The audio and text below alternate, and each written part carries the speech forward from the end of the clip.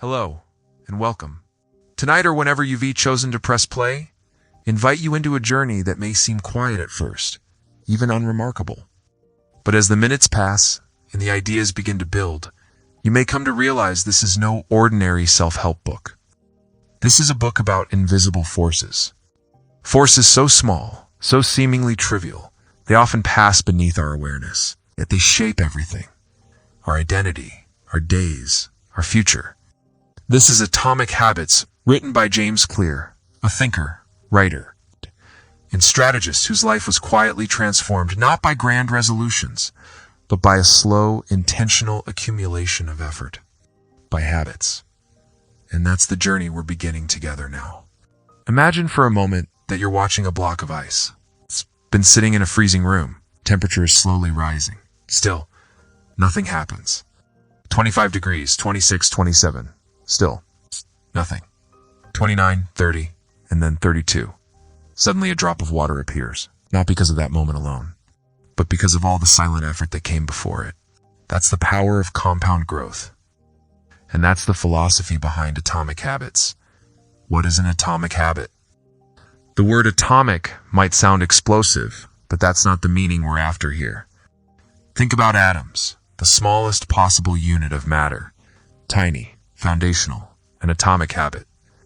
Then is a small behavior, a daily decision that may seem insignificant in the moment, but over time becomes the building block of a new identity. This book is not about massive overnight transformation. It's not about motivation hacks or 5 a.m. routines. It's about changing who you believe you are. One small action at a time. James Clear writes, "You do not rise to the level of your goals. You fall to the level of your systems." And that idea is quietly revolutionary. Because we've been told that setting big goals is what leads to success.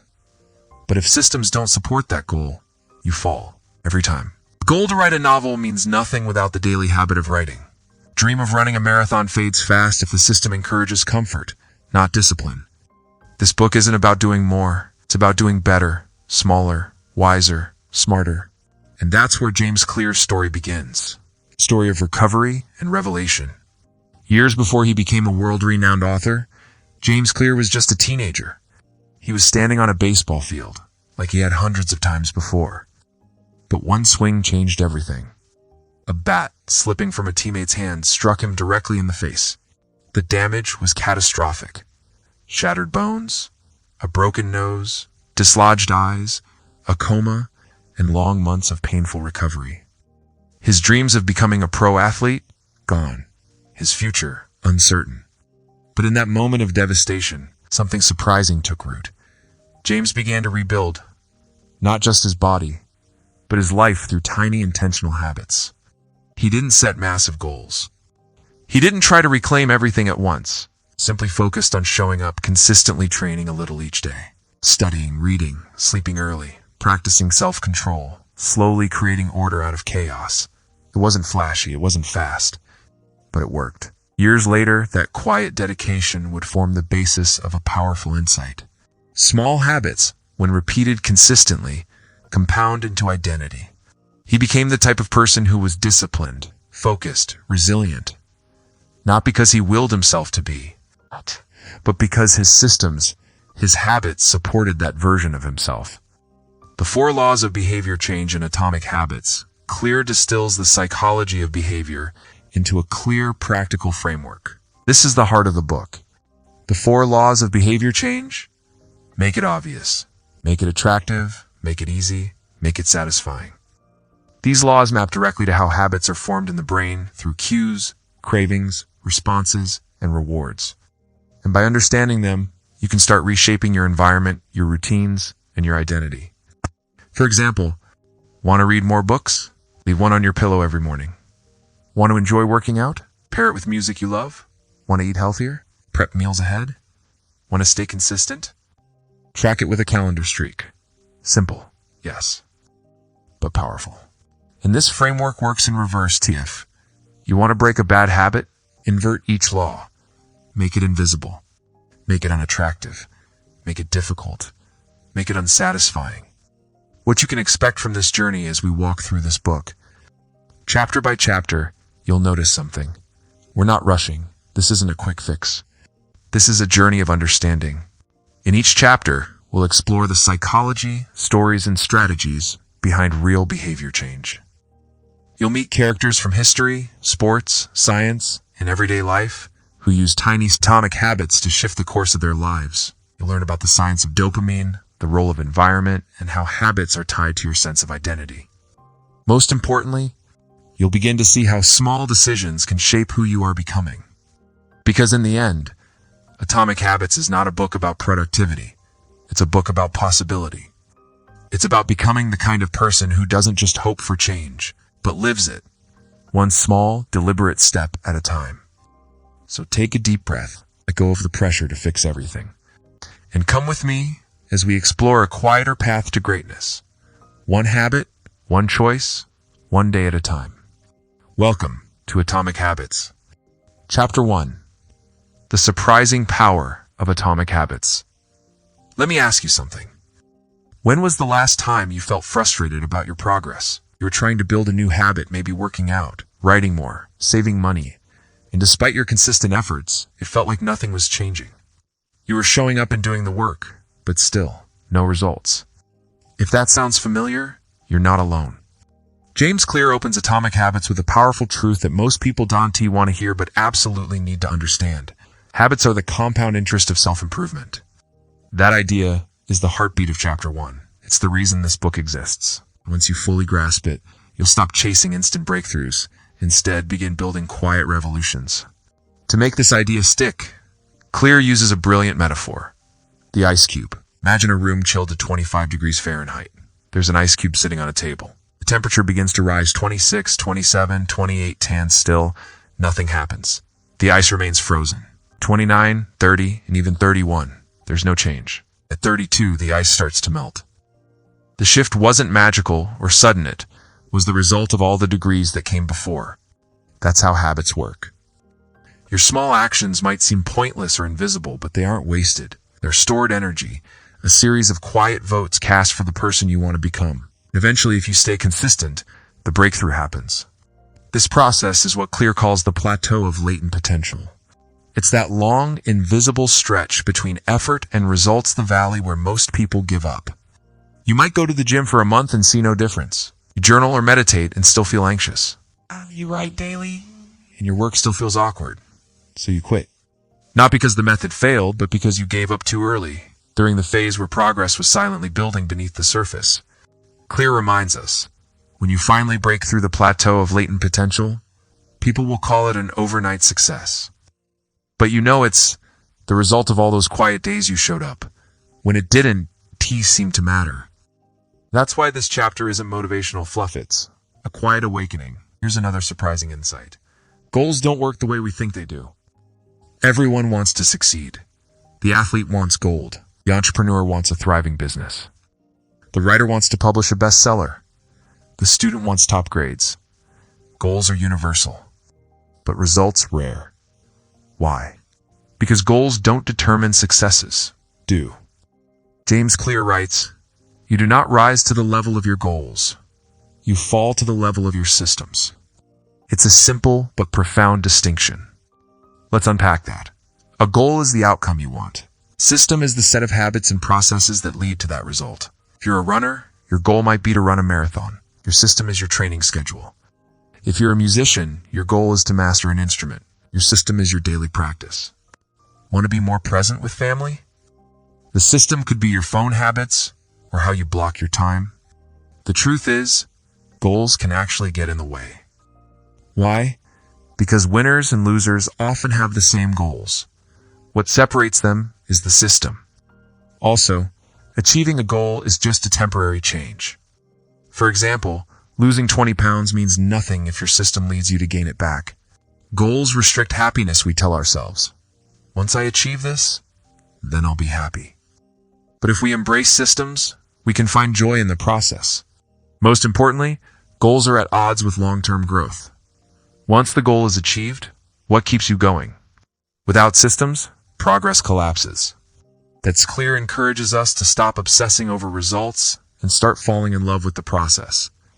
Now we arrive at one of the most powerful ideas in the entire book. The real purpose of habits is identity change. Habits aren't about what you achieve, they're about who you become. Think about this. Every action you take is a vote for the type of person you wish to become. Wake up early? It's a vote for being disciplined. Read daily. Vote for being a lifelong learner. Leave your phone during dinner? A vote for being present with loved ones? This is how identities are shaped, not through a grand transformation, but through thousands of small, silent votes that accumulate over time. Clear also emphasizes that habit change isn't about motivation, it's about mechanics. It's your environment, your triggers, your friction, your routines. According to behavioral psychology, habits follow a four-step loop. Cue, craving, response, and reward. In later chapters, Clear dives deeper into how we can design each step. But for now, it's enough to know this. Habits are not destiny. They're designable. To end the chapter, Clear returns to the central theme. Why small changes matter so much. A single tiny habit may seem meaningless in the moment, but repeated day after day, week after week, it becomes powerful. Imagine improving by just 1% each day. Over a year, you won't be twice as good. You'll be 37 times better. That's not fantasy, it's simple math. But the reverse is true too. If you slip by 1% each day, your skills and focus erode over time. That's why small habits are never neutral. They're always moving you toward something.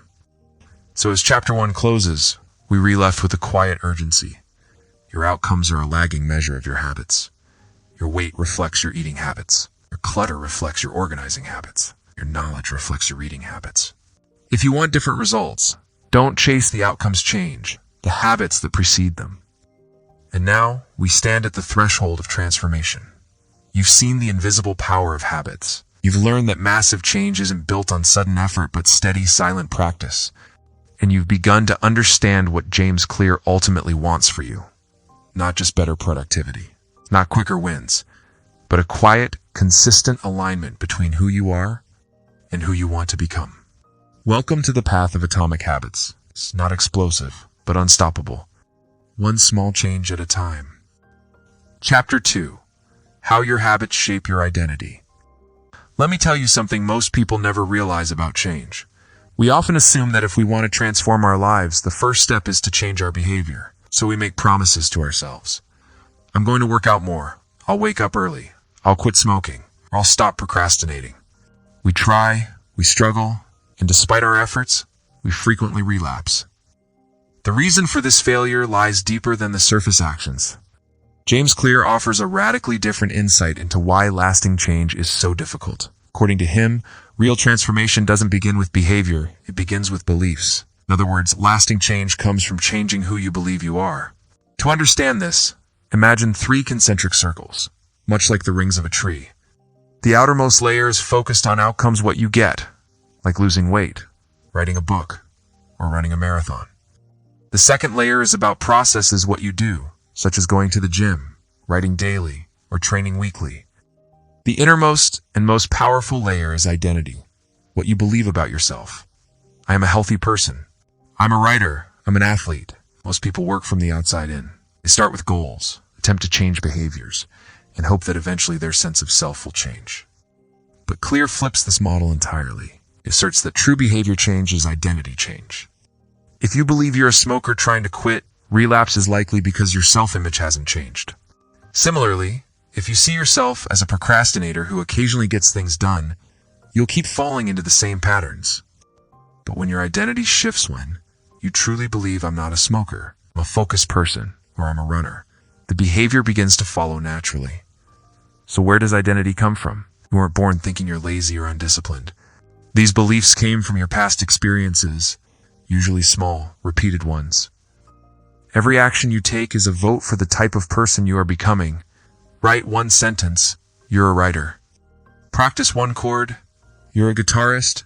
Meditate for 1 minute, you're someone who values presence. No single action will transform your identity, but every consistent act reinforces it.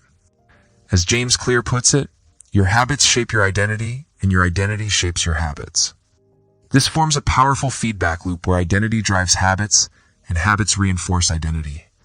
To bring this concept down to earth, consider two people trying to quit smoking. When offered a cigarette, the first says, "No thanks, I'm trying to quit," while the second replies, "No thanks, I don't smoke." The first still identifies as a smoker resisting temptation. Second has already embraced a new identity. That's the difference between outcome-based and identity-based habits. When your habits align with your identity, there's no inner conflict. You're not resisting your old self, you're living your new one. James Clear offers a simple two-step process for building identity-based habits. First, decide the kind of person you want to be. Second, prove it to yourself with small wins. If you want to be the kind of person who moves every day, start with a walk or a stretch. If you want to prioritize mental clarity, meditate for 60 seconds, turn off notifications, or journal one line. The key is consistency, not perfection. You don't have to run 5 miles to be a runner. You just have to run regularly, even a little, because identity isn't declared, it's earned through action. Every small win is a brick in the foundation of your future self. This approach also solves a deeper issue: motivation. When your actions stem from identity, you don't wake up debating with yourself. You're not asking, "Should I go to the gym today?" You simply know, "I'm the kind of person who doesn't skip workouts." This internal alignment eliminates friction. Your actions become expressions of your beliefs, not battles against your impulses. As Clear reminds us, every action you take is a vote for the type of person you wish to become. No single instance will transform your beliefs, but as the votes build up, so does the evidence of your new identity. But belief is fragile, especially when shaped by past failures. Many people want to build better habits, but deep down don't believe they can. They carry old stories. "I've never been disciplined. I always fall off track. I'm just not that kind of person." These are not truths. They're past-based narratives. The reality is, you're not bound by your past. You're not doomed to repeat it. You simply haven't cast enough votes for a new version of yourself. Every repeated action is proof. Over time, this proof becomes belief, and that belief becomes identity. James Clear encourages us to ask a powerful question: who is the type of person that could get the outcome I want? Instead of focusing solely on results, focus on becoming the kind of person who naturally achieves those results. If you want to lose weight, become someone who doesn't miss workouts. If you want to write a book, become someone who writes every day. If you want to be present with family, become someone who silences distractions at home. It's not about being perfect. It's about creating alignment between your actions and your ideal self. This is where psychology adds something profound, what researchers call self-signaling. We interpret our own actions as evidence of who we are. When you show up, even on the hard days, and follow through even when no one is watching, you begin to believe, "I'm that kind of person." Once your identity shifts, your brain wants to stay consistent with that belief. You won't want to betray your new self-image. This creates a powerful internal compass, one that continues guiding you even when motivation fades. Ultimately, James Clear doesn't just teach how to hack habits. He teaches how to become someone new, quietly, deliberately, through repeated actions. As this chapter closes, remember, habits aren't just tools for productivity. They are mirrors reflecting your identity. Every small habit is a vote for the person you want to be. You don't need to start big. You just need to start intentionally. Because when your identity is the foundation, your daily actions align with your future self, change no longer feels like forcing something unnatural. It feels like coming home. Chapter 3. How to build better habits in 4 simple steps.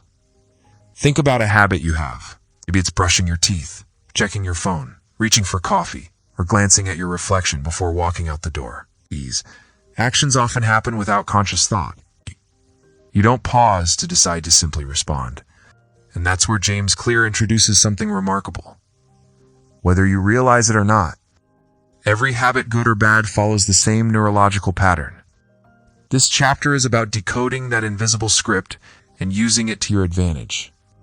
Because when you understand how habits work, you can learn to design them with intention and purpose. The habit loop. Decades of behavioral psychology, from Pavlov to Skinner, have uncovered a profound truth. Habits are not random. They follow a predictable loop consisting of 4 stages. Cue, the trigger that initiates the behavior. Craving, the motivational force or desire behind it. Response, the behavior you perform. Reward, the benefit that tells your brain, do this again. Here's a simple example to illustrate. You walk into a dark room you want to see. You flip the light switch. The room lights up. Your brain recognizes the success of the action and stores it. So next time, it becomes automatic. Why this loop matters: understanding this loop is powerful because it gives you control. If you want to build a good habit, you need to create a clear cue. Attach it to a strong craving. Make the response easy, and ensure the reward feels satisfying. If you want to break a bad habit, you reverse the process. Make the cue invisible, the craving unattractive, the response difficult, and the reward unsatisfying. But James Clear takes this even further by transforming this neurological pattern into a practical tool called the 4 Laws of Behavior Change, a framework that helps anyone trying to form or break a habit. The 4 laws of behavior change here are the 4 laws, each corresponding to a stage in the habit loop. Make it obvious you can't act on what you don't notice. Visibility is the first step. Want to go to the gym? Lay out your clothes the night before? Want to drink more water? Keep a bottle where you can see it. Make it attractive. We're drawn to things that are appealing. Pair your habit with something enjoyable like listening to your favorite playlist while working out or enjoying a treat after completing a task. Make it easy. Simplicity wins. Reduce the friction. Start small. Want to write a book? Start with 1 sentence. Want to cook healthy? Prep just 1 ingredient? Momentum matters more than intensity at the beginning. Make it satisfying. Your brain needs to feel good about the action. Immediate rewards reinforce behavior. Track your progress visibly or reward yourself emotionally. Whatever helps your brain associate the habit with a positive outcome. Why this works. The science behind the simplicity this method works because it aligns with how the brain is wired. Your brain loves patterns. It can repeat effortlessly. Reward signals release dopamine, reinforcing the loop and encouraging repetition. The more a behavior is repeated and rewarded, the more automatic it becomes.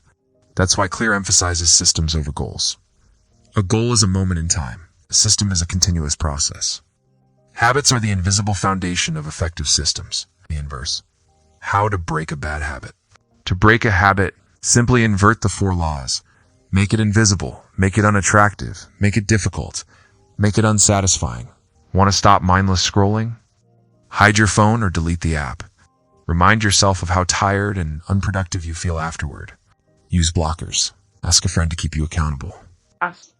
This approach isn't about guilt, it's about reshaping your environment to support better decisions. Systems over willpower. Here's one of the most liberating truths from this chapter. You do not rise to the level of your goals.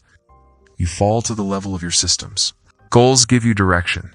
Systems make progress possible. Habits are what hold those systems together. Without understanding the structure, you're just guessing. With it, you're designing your future. Practical takeaway? Identity plus system equals transformation. Chapter 2, focused on identity, asking, who do I want to become? Chapter 3 gives you the system to get there by applying the 4 laws to your daily life. For example, if you want to become someone who writes every day, make it obvious. Put your notebook on your pillow. Make it attractive. Brew your favorite tea before writing. Make it easy. Start with just 1 sentence. Make it satisfying. Track your streak on a calendar or app. This isn't motivation, it's design. And that's the secret. Final thoughts. The real secret to better habits isn't willpower or discipline. It's not about talent or effort alone. It's about understanding the hidden pattern that your brain is already following and using that knowledge to your advantage. When you make habits obvious, attractive, easy, and satisfying, you remove resistance and create a structure that supports consistent action. Stop waiting for change and start building it, 1 small step at a time. Chapter 4. The Man Who Didn't Look Right. There's a moment in this chapter. Quiet. Almost casual, that lingers in your mind long after you've turned the page. James Clear opens with a story that, at first glance, appears unremarkable. A woman working in a hospital notices something off about a patient. There are no alarms. The monitors don't show anything unusual. All the data looks fine. She says something most others wouldn't. He just didn't look right. And that subtle, almost instinctive feeling saves the man's life. This phenomenon is called situational awareness, the ability to detect subtle changes in your environment and recognize patterns before they develop into problems. In high-stakes fields like medicine, it can be the difference between life and death. But situational awareness isn't only for emergency rooms and operating tables. In everyday life, it marks the boundary between living intentionally and drifting aimlessly. This chapter delves into that razor-thin edge awareness sand, why the ability to notice what is happening around and within you is the foundation of all meaningful habit change. Habits begin with awareness. One of the key truths about habits is that most of them operate beneath our conscious radar. We don't typically make a deliberate decision to open our phones and start scrolling. We don't set a plan to bite our nails or mindlessly check the fridge. These actions just happen, and that is the hidden danger of unconscious behavior. James Clear emphasizes a vital point here. You cannot change a habit that you're not even aware of. That's why he puts so much emphasis on developing self-awareness. Before you attempt to shift your habits, build a new routine, or pursue a better version of yourself, you must first see clearly what your current reality looks like. The habit scorecard, bringing the invisible to light to aid this process of self-discovery. Clear introduces a deceptively simple yet powerful tool, the habit scorecard. The instructions are straightforward. Write down every habit you typically perform in a day. Then label each one as positive, negative, or neutral. For example, wake up, drink water, skip breakfast, commute to work, read during lunch, watch YouTube for an hour, brush teeth. That's it. The goal here is not to pass judgment or shame yourself into change. The goal is simply to see yourself more clearly. This exercise allows you to become the observer of your own behavior rather than just the performer of it. And when you finally see the full picture, a powerful shift occurs. You stop blaming yourself in vague, unhelpful ways, telling yourself you're just lazy or undisciplined. Instead, you begin to notice systems. You might realize, oh, I always open TikTok after lunch, or I snack the most when I sit in the living room. These are not random, they are cues. Recognizing cues is the essential first step toward rewiring your habits. Awareness. The hidden superpower. Let's take a step back and reflect on this. Habits shape our lives, but our awareness shapes our habits. James Clear quotes Carl Jung, "Until you make the unconscious conscious, it will direct your life, and you will call it fate." That insight echoes through every part of this chapter. Many of the problems we face, procrastination, distraction, overeating, poor sleep, aren't actually failures of discipline or motivation. They're failures of awareness. Awareness is like a form of pattern recognition. And once you recognize a pattern, you can redesign it. How identity ties into awareness. Back in chapter 2, Clear introduced the concept that true, lasting habit change is tied to identity. In this chapter, that idea takes on deeper meaning. Let's say you've become aware of a habit loop you follow almost every night. Netflix gives snacks, gives scrolling, gives guilt. Most people try to escape this loop through sheer willpower by deleting apps, throwing out the snacks, or making promises to themselves. But Clear offers a more effective approach. Don't just change the behavior. Change your awareness of what the behavior does for you and what it says about your identity. Ask yourself, what is this loop doing for me? What emotions am I feeling when I start it? Who do I believe I am in this moment? Maybe that loop soothes your anxiety. Maybe it numbs feelings of loneliness. Maybe it reinforces a quiet belief that you always give in or never follow through. Suddenly, what looked like a simple bad habit reveals itself as a story you've been telling about who you are.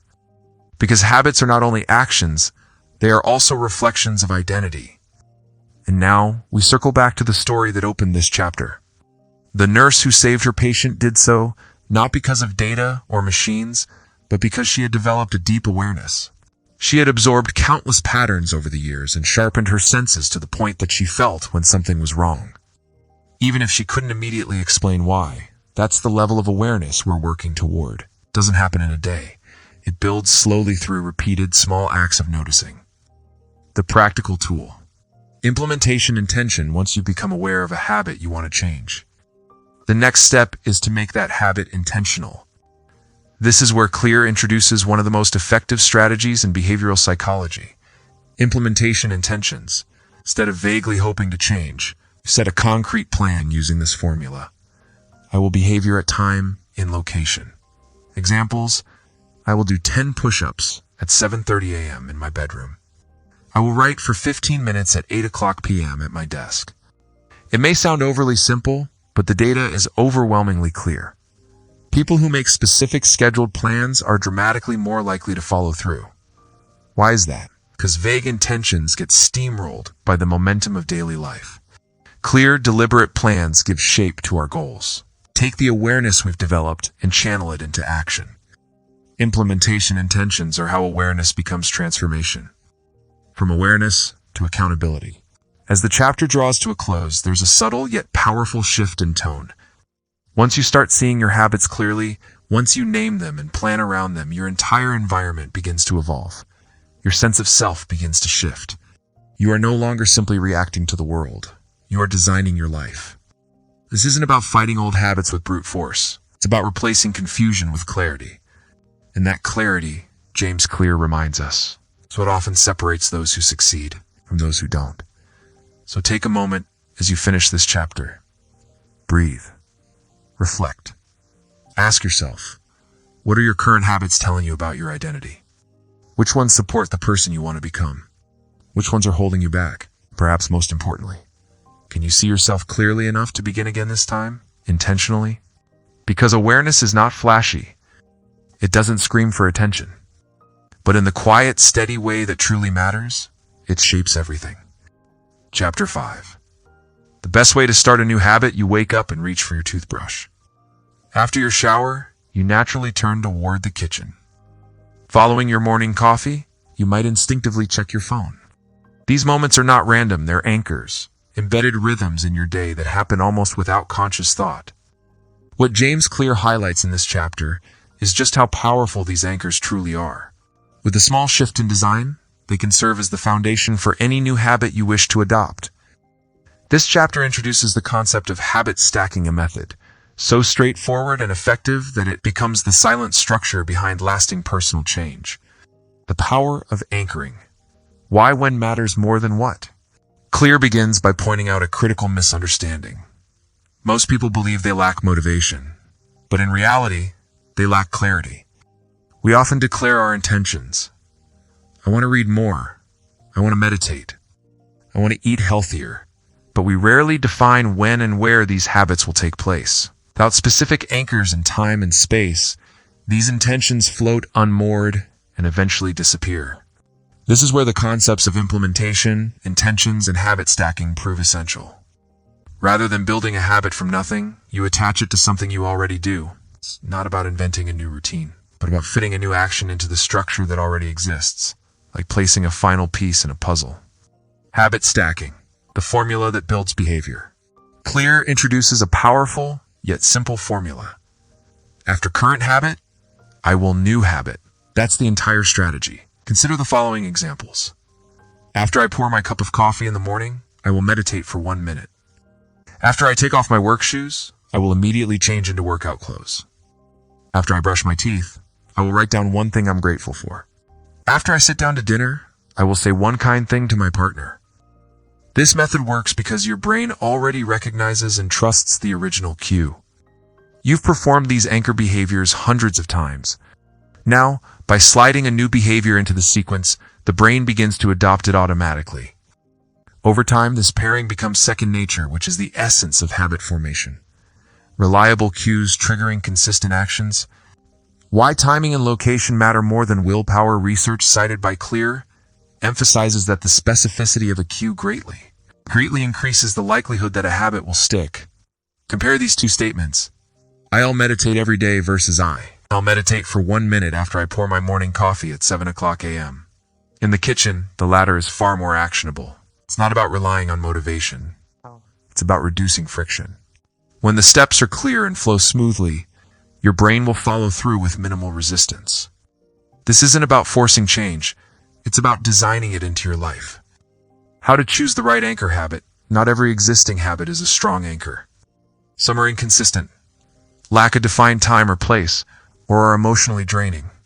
To build a reliable habit stack, your base habit should be stable, occur in a consistent location, and be emotionally neutral or positive. Examples of ideal anchor habits include waking up, brushing your teeth, making coffee, taking a shower, closing your laptop, turning off the TV, and getting into bed. Once you've identified a strong anchor, simply pair the new habit directly after it. The neuroscience of cues and routine. Beneath the surface, something fascinating is happening in your brain. Every time you respond to a cue with a repeated action, your brain begins forming a chunk of behavior and neural loop that ties the cue to the action. With each repetition, the connection strengthens, and the behavior becomes more automatic. Eventually, the cue alone will trigger the habit. This is how a deliberate choice becomes second nature, requiring less mental energy. Habit stacking accelerates this process by using trusted cues to forge these connections quickly and reliably. Habit stacks and identity. This method also connects deeply with the concept of identity-based habits introduced earlier in the book. Every habit you perform is a vote for the kind of person you want to become. If you stack reading after making coffee, journaling after brushing your teeth, or doing push-ups after turning off your work laptop, you're reinforcing identities like, I'm a reader, I'm mindful, or I take care of my health. Habit stacking, then, becomes more than a behavioral toolkit, becomes a daily narrative about who you are becoming. Experimenting with your stack, a realistic approach. Clear advises starting small. Don't attempt to stack 10 habits at once. Begin with one habit so small it almost feels silly. One push-up, one page, one breath. Once that small stack becomes stable, you can expand. For example, a larger chain might look like this. After I pour my coffee, I will meditate. After I meditate, I will write in my gratitude journal. After I journal, I will open my laptop and begin my most important task. This is a habit chain, a sequence that builds momentum through your day. But the effectiveness of the chain depends on the strength of the first link. Start small. Start anchored. Stacking for removal. Using the same technique in reverse, although the chapter primarily focuses on building new habits. The same method can be used to break undesirable ones. If you tend to scroll social media after breakfast, try inserting a positive replacement. After I finish breakfast, I will take a 5-minute walk. This disrupts the existing cue-response loop and replaces it with a healthier alternative. Over time, the craving diminishes as the brain no longer associates the cue with the old behavior. Again, the strategy isn't about force, it's about thoughtful design. Final thoughts. You are what you repeat, as this chapter concludes. Clear emphasizes a central idea. You don't need more willpower, you need better systems. These systems begin with small, intentional, and well-placed cues. A new habit doesn't start with a massive decision. It starts with a simple, actionable formula. After this, I will that. This is how you shape your future, not with dramatic shifts, but with subtle, consistent anchors. So ask yourself, what can you stack today? What steady anchor already exists in your life that could carry a new behavior? Start there. Remember, it's not about intensity, it's about consistency. Because the true architecture of identity is built from tiny habits, stacked and repeated with purpose. Chapter 6. Motivation is overrated. Environment often matters more. You walk into a room. Without a thought, you flip on the light. You enter your kitchen and suddenly feel like snacking even. If you weren't hungry a second ago, you sit on the couch and without thinking, reach for the remote. That's not your motivation at work. That's your environment.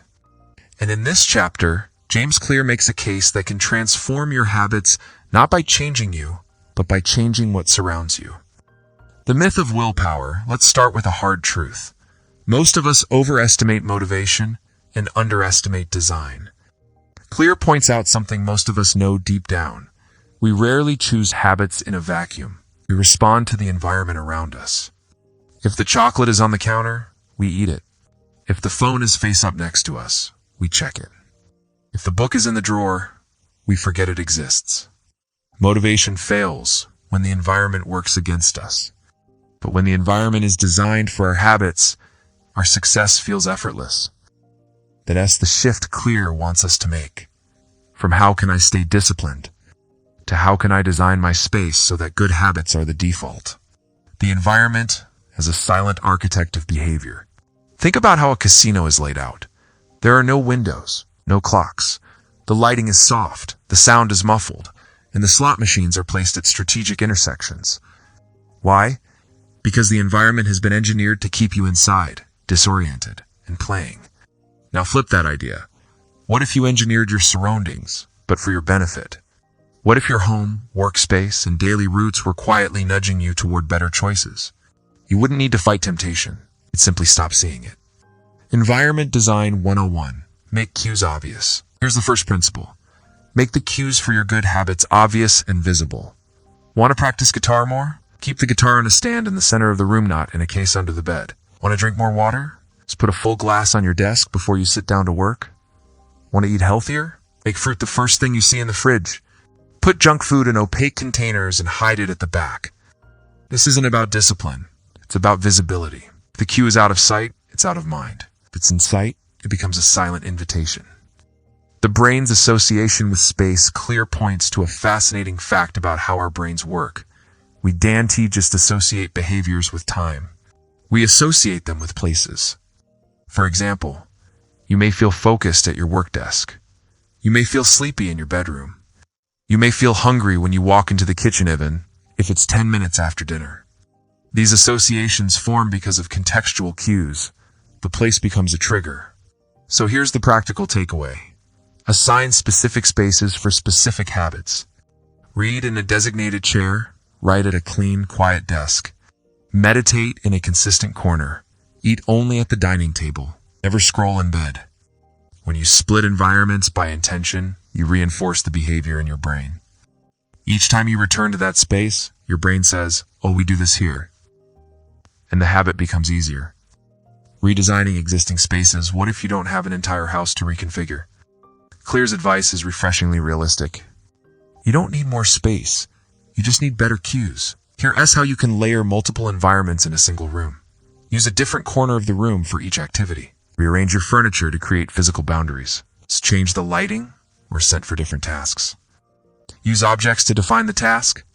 Headphones for focus. A cushion for meditation. A candle for reflection. Even slight tweaks like turning your chair to face a different direction can tell your brain this is a new mode.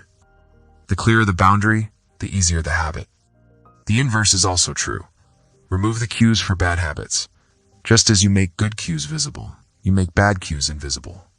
This is the second pillar of environment design. It's easier to avoid temptation than to resist it. Claire offers practical examples.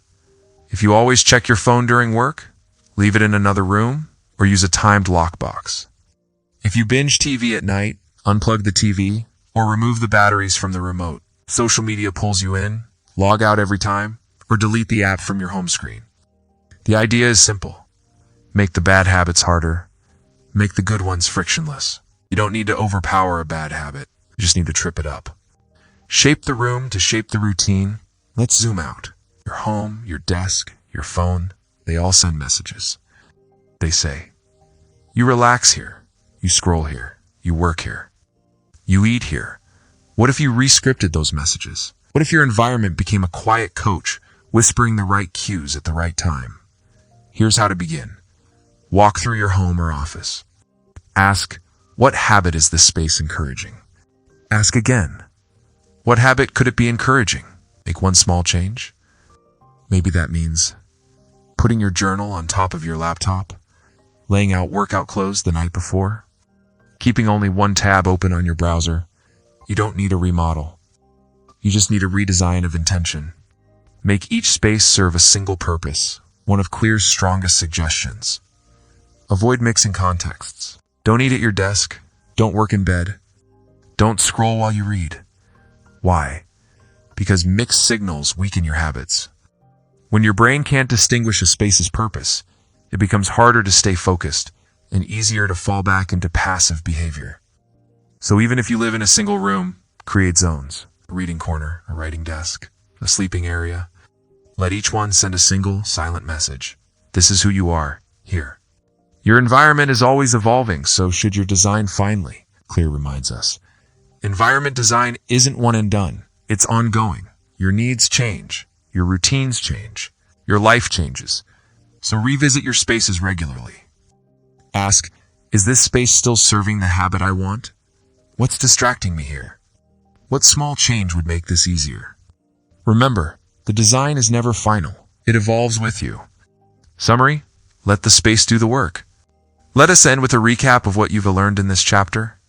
Willpower is a poor long-term strategy. Environment is a quiet, consistent force. Cues drive behavior, so make the good ones obvious and the bad ones invisible. Assign each space a specific purpose to reinforce identity-based habits. Start small. One space, one tweak, one habit at a time. The question isn't, how do I stay disciplined? The better question is, how can I make it easier to do the right thing? And often, the answer isn't internal. It's right in front of you. As you move forward, consider what is your environment saying to you? And what could it say if you rearranged it with purpose? Because your habits aren't just shaped by what's inside you, they're shaped by what surrounds you. Chapter 7. The Secret to Self-Control. We often admire people who appear to have extraordinary self-control. Whether it's the monk who can resist anger, the athlete who never misses a training session, or the friend who's immune to the allure of junk food. Social media, or late-night distractions, they seem to possess a kind of superhuman willpower. But James Clear challenges this traditional view. According to him, disciplined people are not inherently better at resisting temptation. They're just better at avoiding it. Let that idea settle for a moment. The truth is, most people who seem to have great willpower aren't constantly fighting urges. They've simply created a life where those temptations don't regularly arise. This, Clear argues, is the real and often misunderstood secret to self-control. The illusion of willpower. Consider this scenario. There's a plate of warm, inviting donuts on your kitchen counter. You walk past it 10 times a day, and each time you have to mentally tell yourself, don't eat one. That's what most of us think self-control looks like: repeated, deliberate acts of restraint. But this process is exhausting.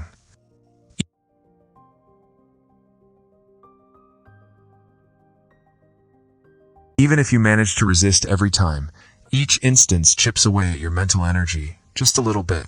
Now imagine an alternative situation. The donuts aren't in the house at all.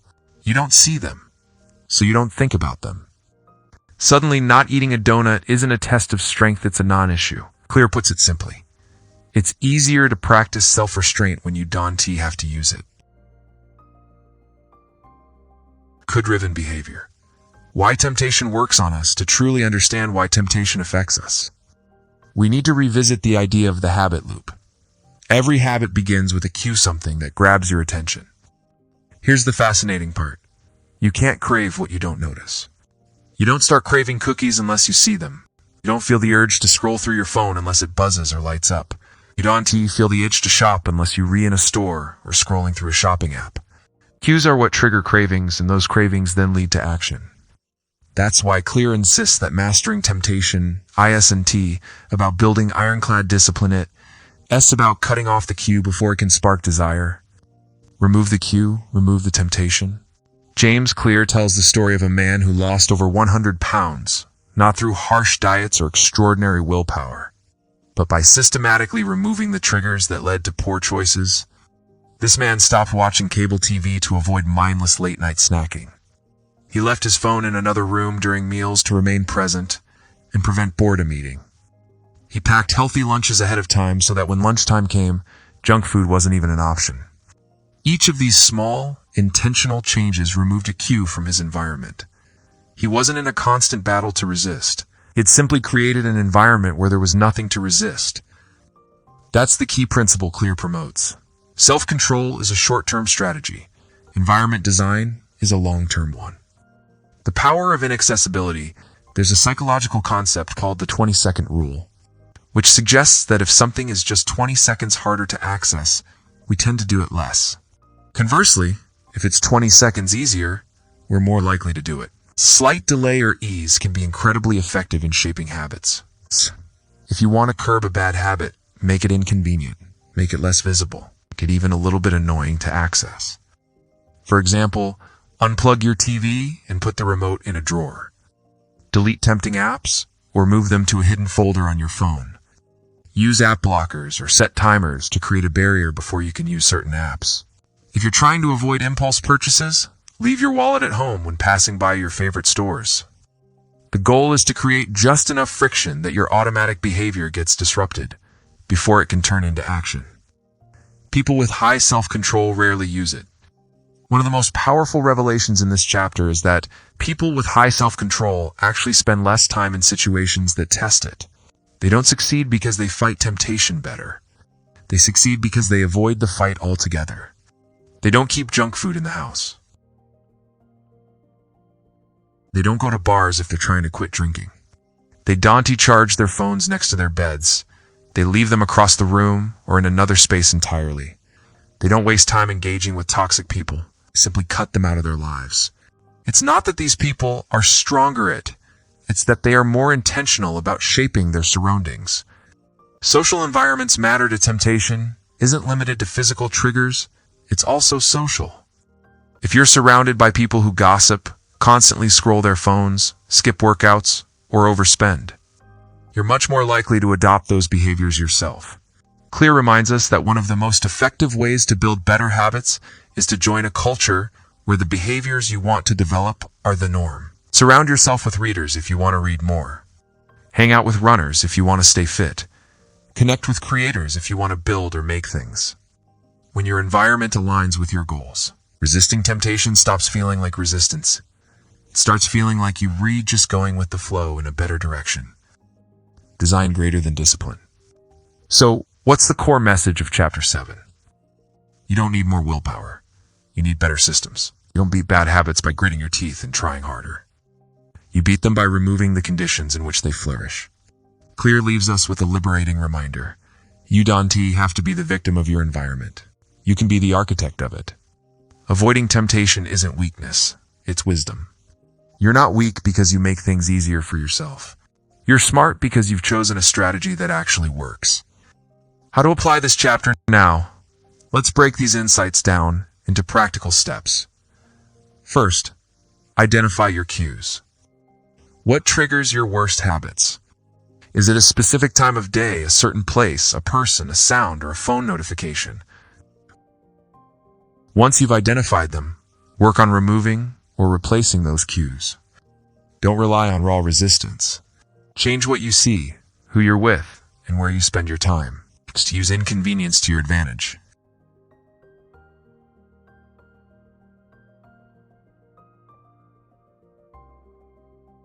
Make your bad habits 20 seconds harder to access. Add friction wherever you can. Also, surround yourself with people who support your goals. Join communities that embody the behavior you want to adopt.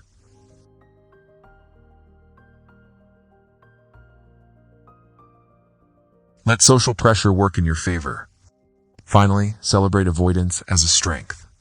Every time you adjust your environment to sidestep a temptation, you're not just improving your behavior, you're reshaping your identity into someone who makes wise, long-term choices. Final thoughts? We're often quick to blame ourselves when we fail at self-control, but perhaps we've just been playing the wrong game. James Clear doesn't ask us to be heroes, doesn't want us to spend our lives in a constant state of resistance. Instead, he offers a more peaceful, sustainable approach. Build a life where temptation fades into the background. Design your days not around struggle, but around flow.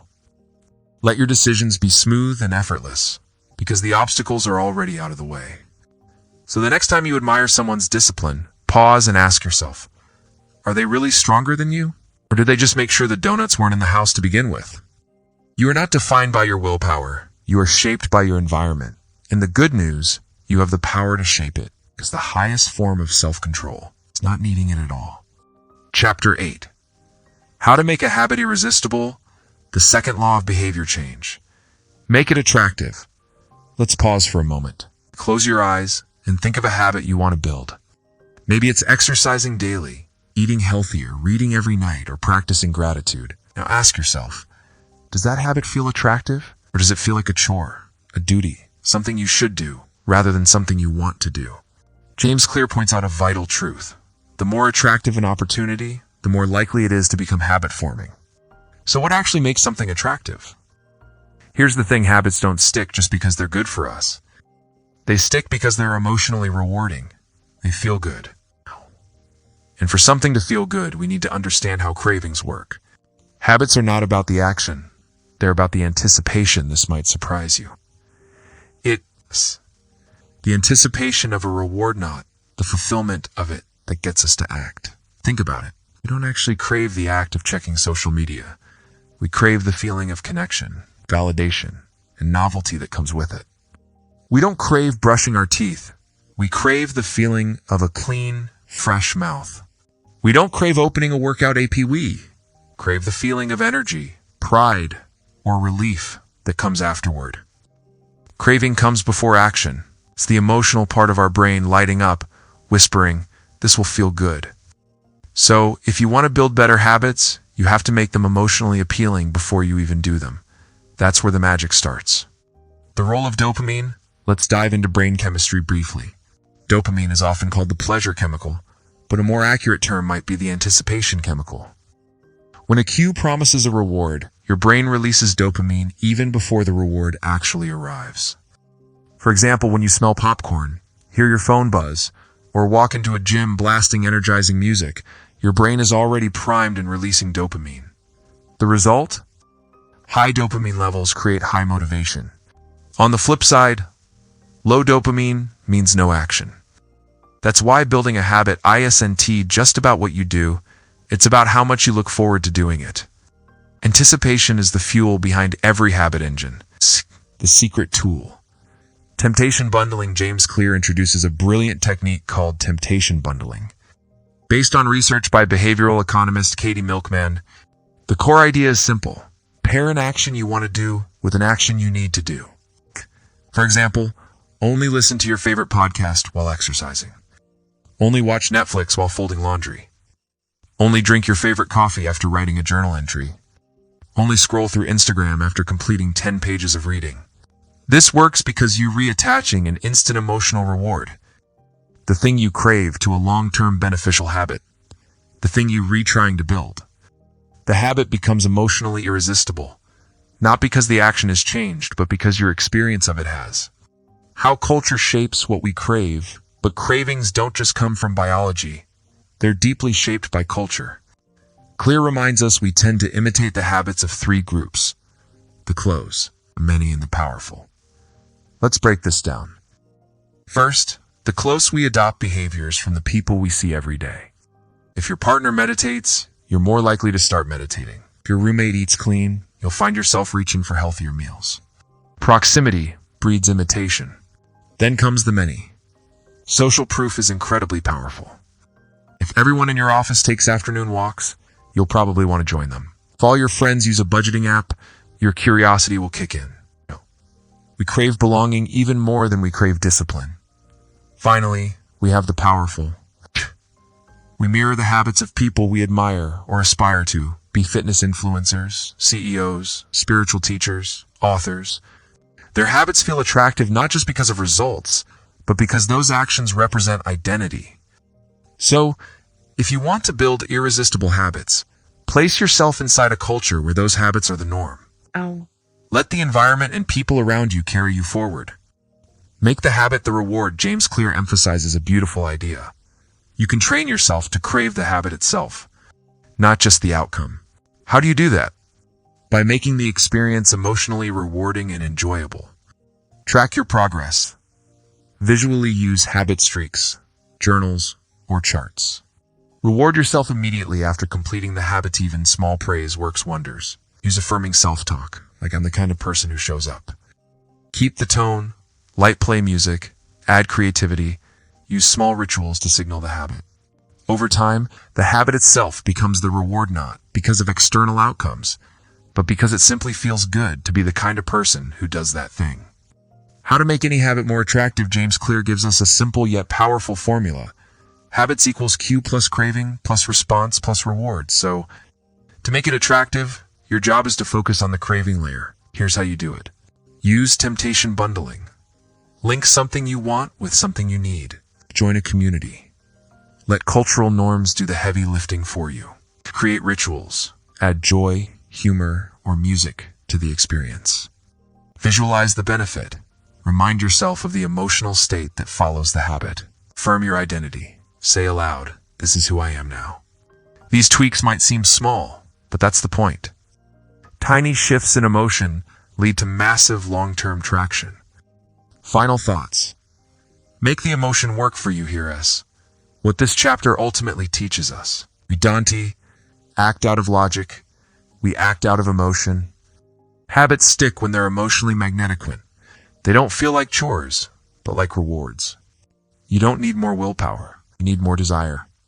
The best part is, you can engineer that desire. You can shape it through your environment, community, and emotional experience. So the next time you struggle to build a good habit, don't ask yourself how to be more disciplined.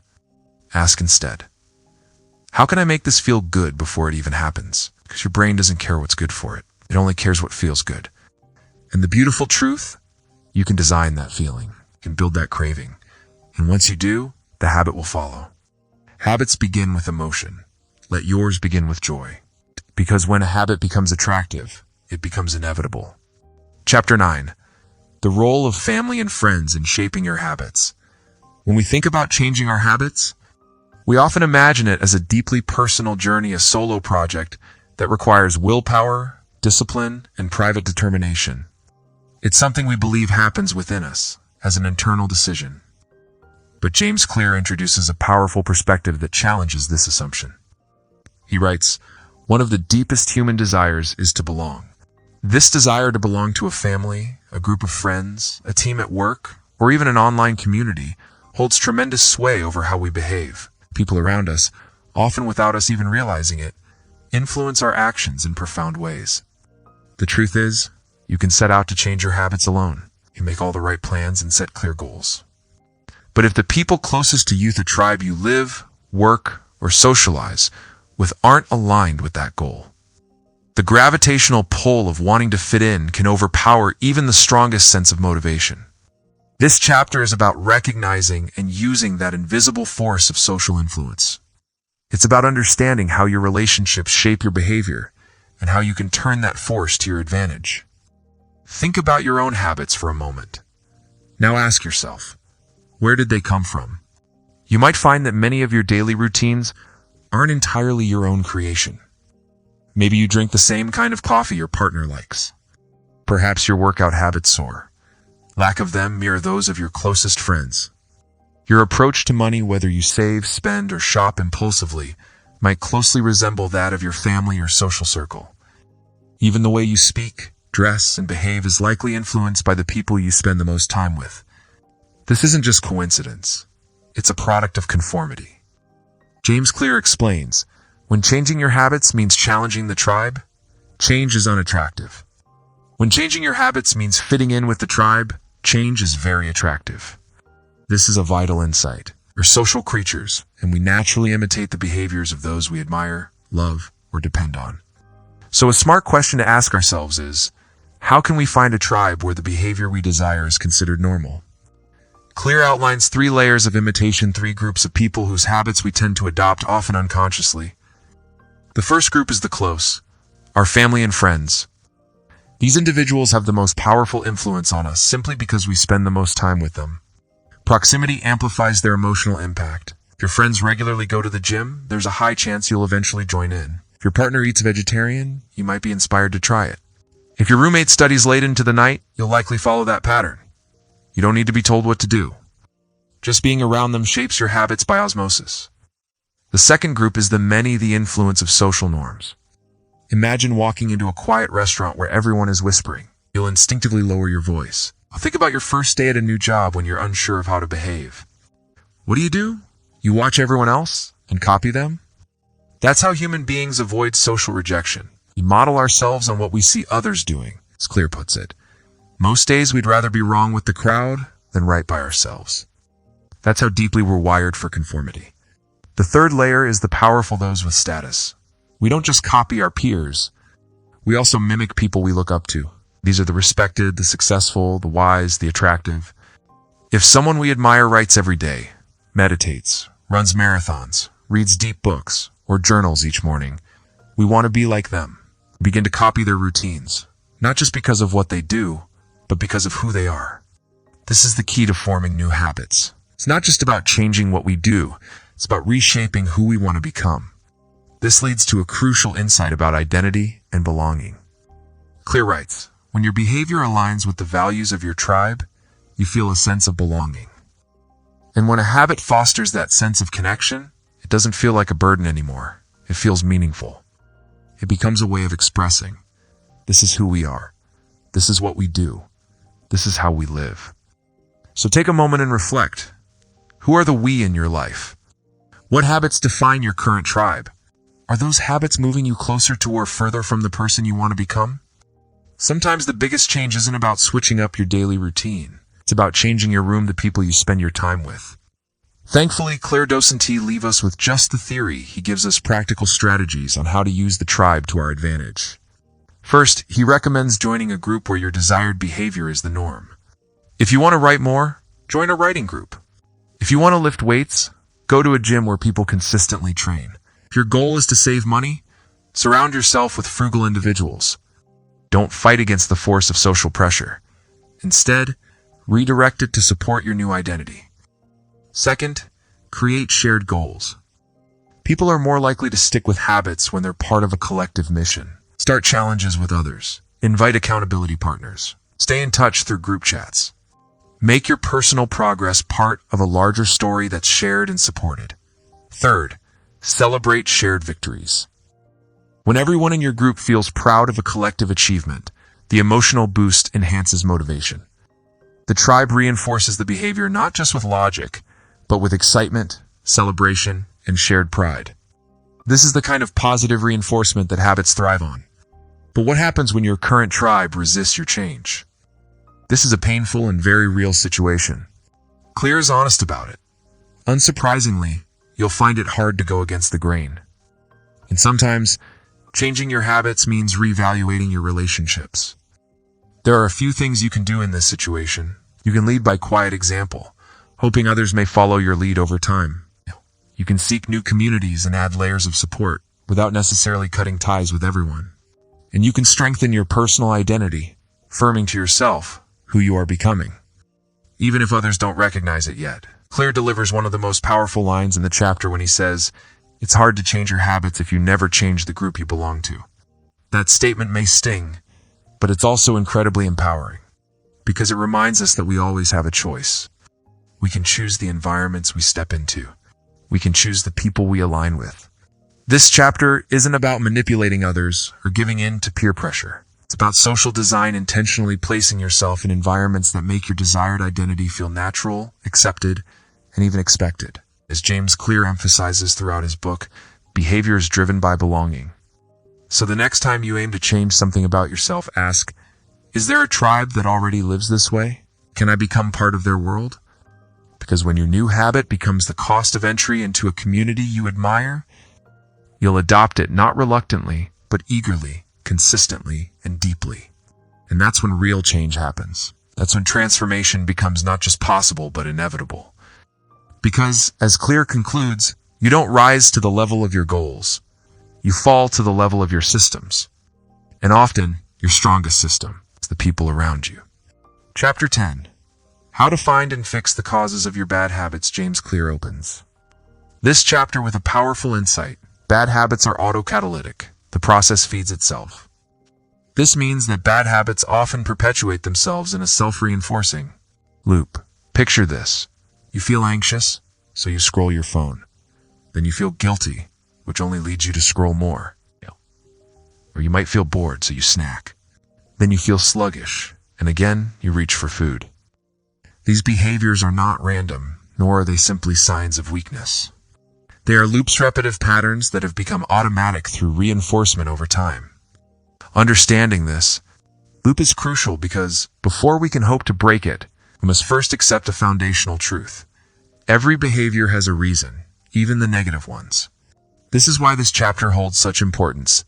It reminds us that lasting change doesn't come from brute force or willpower, but from awareness. Clear then revisits a foundational concept in behavioral science, the habit loop. He explains that every habit, whether good or bad, follows a consistent pattern. Cue gives craving, gives response, gives reward. The cue is the trigger, something you experience, whether it's something you see, feel, hear, or go through.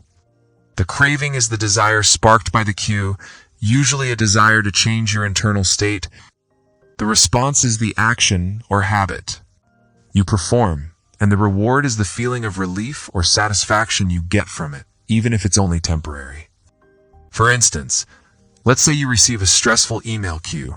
You want some relief or distraction craving. You then open YouTube or reach for junk food response. You feel momentarily better reward, though the stress eventually returns. This loop shows us clearly where we can intervene. Clear advises, starting with the cue. By identifying and becoming aware of our triggers, we reclaim our power to choose. Differently, the first actionable step Clear provides is awareness, cultivated through habit reflection.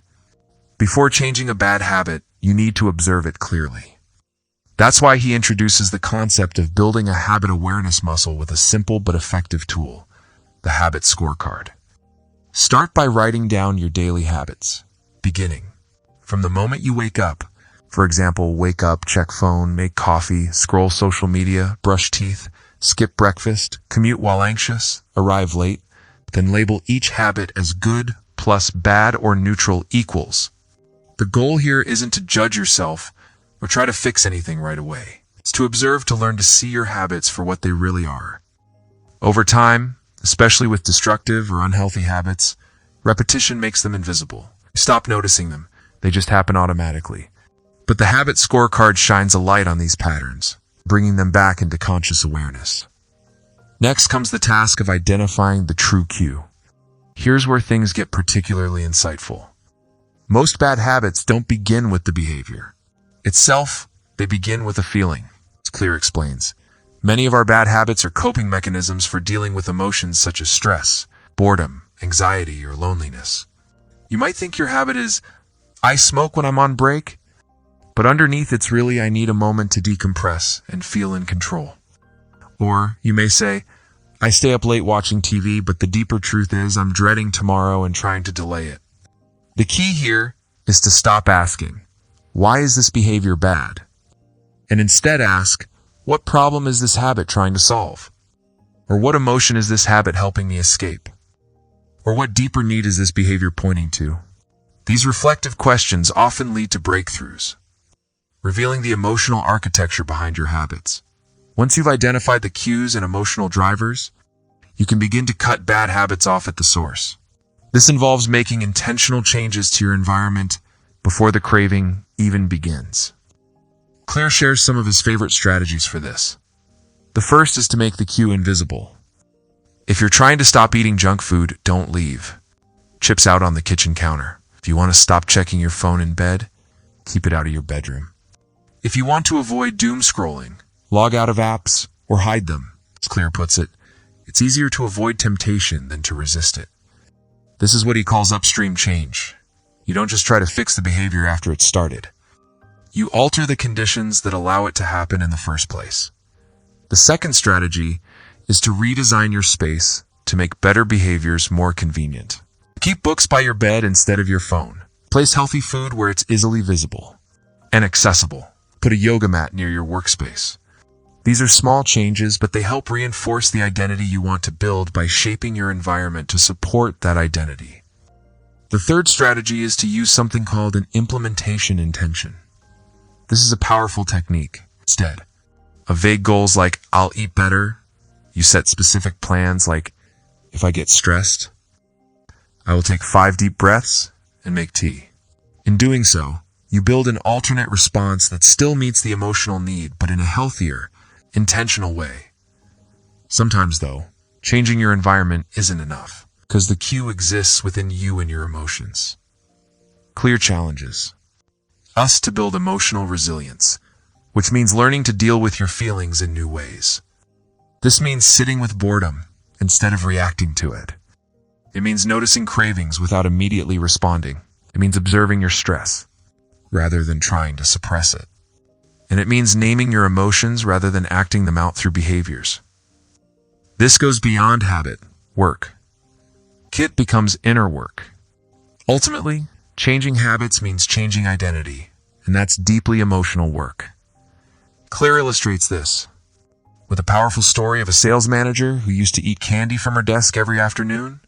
At first, it seemed like a basic sugar craving. But after some reflection, she realized this happened only after her boss passed by with a harsh look. The candy wasn't just about sugar, it was a comfort against anxiety, like she couldn't control. her boss's behavior, but she could notice the pattern and build a new one, taking deep breaths, placing a note of affirmation on her monitor, and making tea instead of grabbing candy. This was a small shift, but it led to a big change. It's a perfect example of the art of noticing instead of fighting, replacing instead of repressing. In his final reflections, Clear reminds us that bad habits are not signs of failure. They are signs of unmet needs. If we want to change them, we must go upstream. To go upstream, we must first get honest. We must pause and reflect. The bad habit itself is not the real enemy, it is a messenger. So the next time you catch yourself mindlessly scrolling, biting your nails, procrastinating, or falling back into an old behavior, don't beat yourself up. Instead, gently ask yourself, what am I really needing? What triggered this? Can I meet this need another way? That is the beginning of deep and gentle transformation. Our lives are built in patterns, and the good news is patterns can be redrawn, one cue at a time, one choice at a time. As Clear concludes, you do not rise to the level of your goals, you fall to the level of your systems. And those systems always begin with awareness. Chapter 11. Walk slowly. But never backward. James Clear opens this chapter by presenting a deeply resonant truth.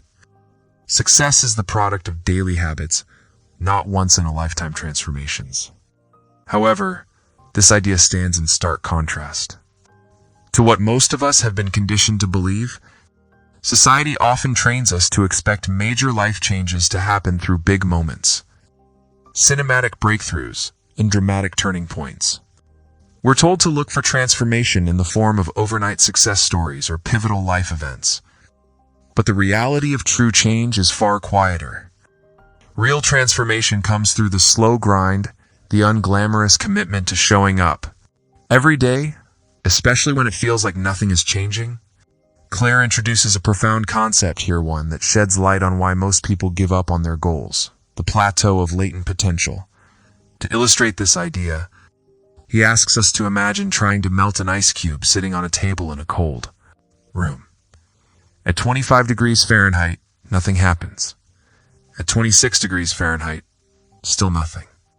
You try again at 27, 28, 29 degrees and yet the ice remains solid. You're working, sweating, staying consistent, but the results remain invisible. Then, suddenly, at 32 degrees Fahrenheit, the cube melts. It might appear that the melting happened in an instant, but the real work, the true transformation was happening all along. Clear explains, complaining about not achieving success, despite working hard, is like complaining about an ice cube not melting when you heated it from 25 to 31 degrees. This concept, the plateau of latent potential, is the hidden phase, where results lag behind effort, where progress feels invisible, and unfortunately, where most people give up. Clear names this psychological trap the valley of disappointment.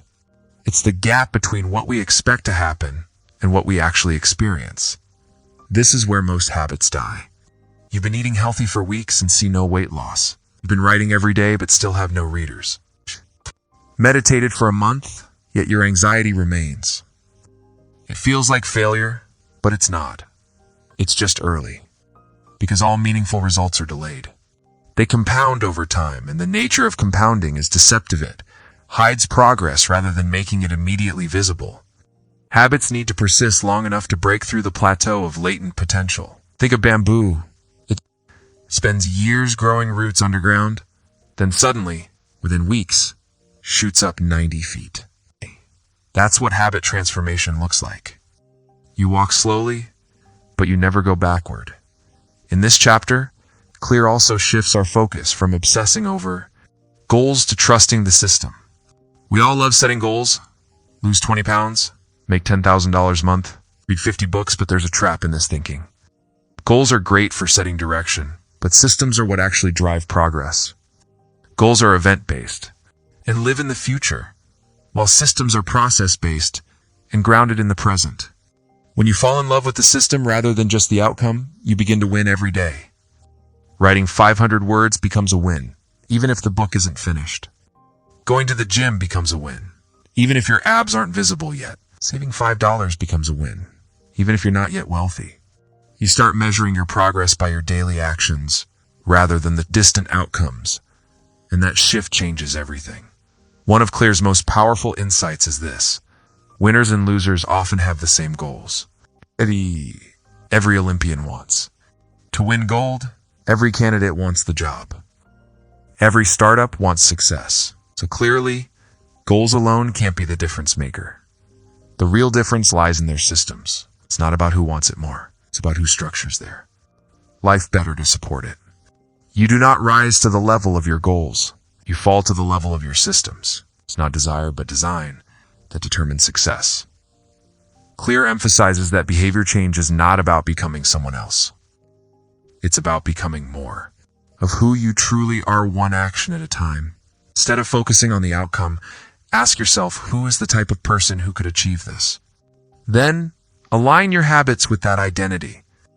If your goal is to read more books, your identity becomes, I am a reader. If you want to eat healthier, I am someone who respects their body. If your goal is to start a business, I am a builder, a creator, a doer. Every small action you take becomes a vote for that identity. You become your habits, and your habits are the architecture of your identity. So how do we stay consistent when the results don't show up immediately? Clear provides practical tools for enduring the plateau. First, focus on your trajectory, not your current position. Ask yourself, am I moving in the right direction? Am I showing up today? Am I reinforcing the identity I want? Success doesn't come from where you are. It comes from the angle you're traveling at. Even just 1% better each day compounds into massive progress over time. Second, measure backward, not just forward. Don't only focus on what's left to accomplish. Take stock of how far you've already come. Notice what used to be difficult, but now feels easy.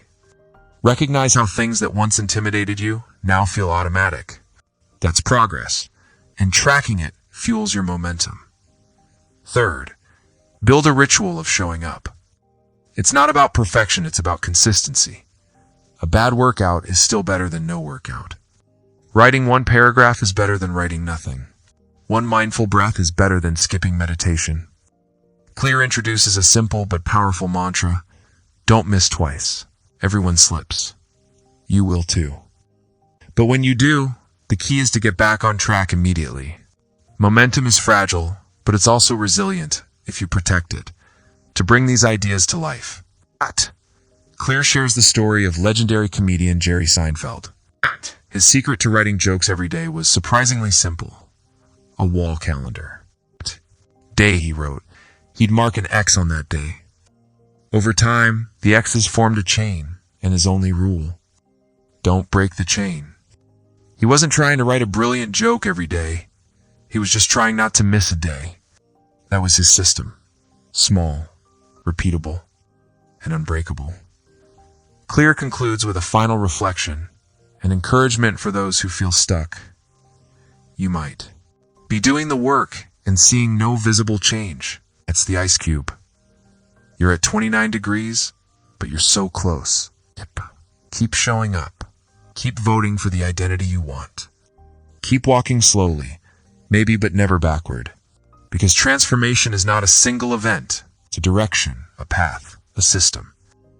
And the moment you're looking for, the visible result might be just around the corner. What if today's effort, the one that feels like it's doing nothing, is actually the 31st degree? What if tomorrow is the moment the ice finally melts? You'll never know unless you keep walking. Chapter 12. The law of least effort. Human behavior follows the law of least effort. James Clear begins this chapter with a gentle yet powerful truth. We naturally gravitate toward the option that requires the least amount of work. This tendency isn't rooted in laziness, as some might assume, but rather in efficiency. Our brains evolve with a strong inclination to conserve energy, and this evolutionary trait affects every choice we make, what we eat. When we work, whether we read or scroll our phones, each of these decisions becomes a quiet negotiation between the effort it takes and the reward it promises.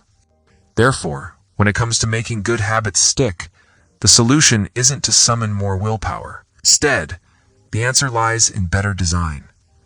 One of Clear's most repeated and profoundly insightful ideas is this: environment is the invisible hand that shapes human behavior. Many of us believe our habits are simply a matter of motivation or will, but more often than not, they're just reactions to the cues in our environment. For example, you might eat chips, not because you had an intense craving, but simply because they were sitting on the kitchen counter. You scroll on your phone not out of deliberate choice, but because the device was within easy reach. And when you skip a workout, it's likely not due to laziness, but because your gym clothes were buried in the laundry. The reality is that we respond to what is easy, obvious, and readily available. Recognizing this, we can start designing our environments so that the right choice is also the easiest one. Clear provides a beautiful and instructive metaphor. A gardener. A gardener doesn't motivate a plant to grow, she simply creates the right conditions for growth. She provides sunlight, healthy soil, water, and space. Then she steps back and lets nature take over.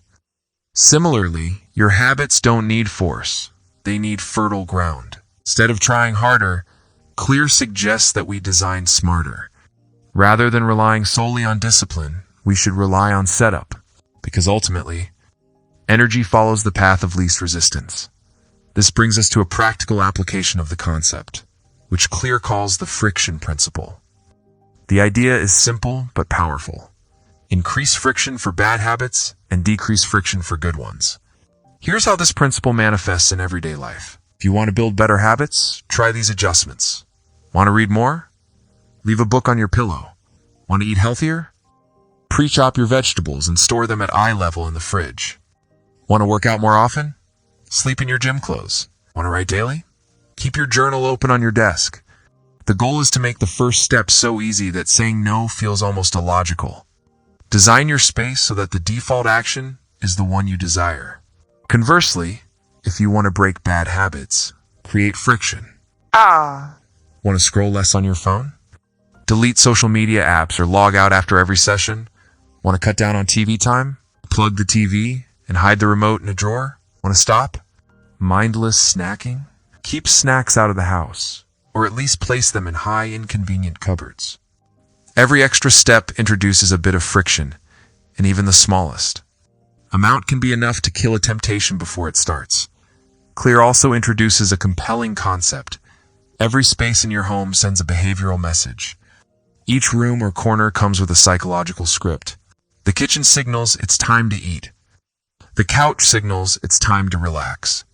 The desk tells you to work. The bed to sleep. However, in modern life, these boundaries often become blurred. We eat meals at our desks. We work while lying in bed. We scroll endlessly even while sitting on the toilet. This boundary blurring creates confusion in our minds. The brain loses its ability to associate spaces with specific actions. Clear's solution is simple but effective. One space, one use. Even if your home is small, you can still create defined zones for your habits. A specific chair can be your reading spot. A corner of your room can become your writing station. A floor cushion might serve as your meditation place. When your brain enters that zone, it immediately understands what behavior is expected, no motivation required. James Clear then emphasizes the power of visual cues. These are the strongest environmental triggers we have. For instance, a guitar stored away in the closet rarely gets played. A meditation app buried on the third screen of your phone rarely gets opened.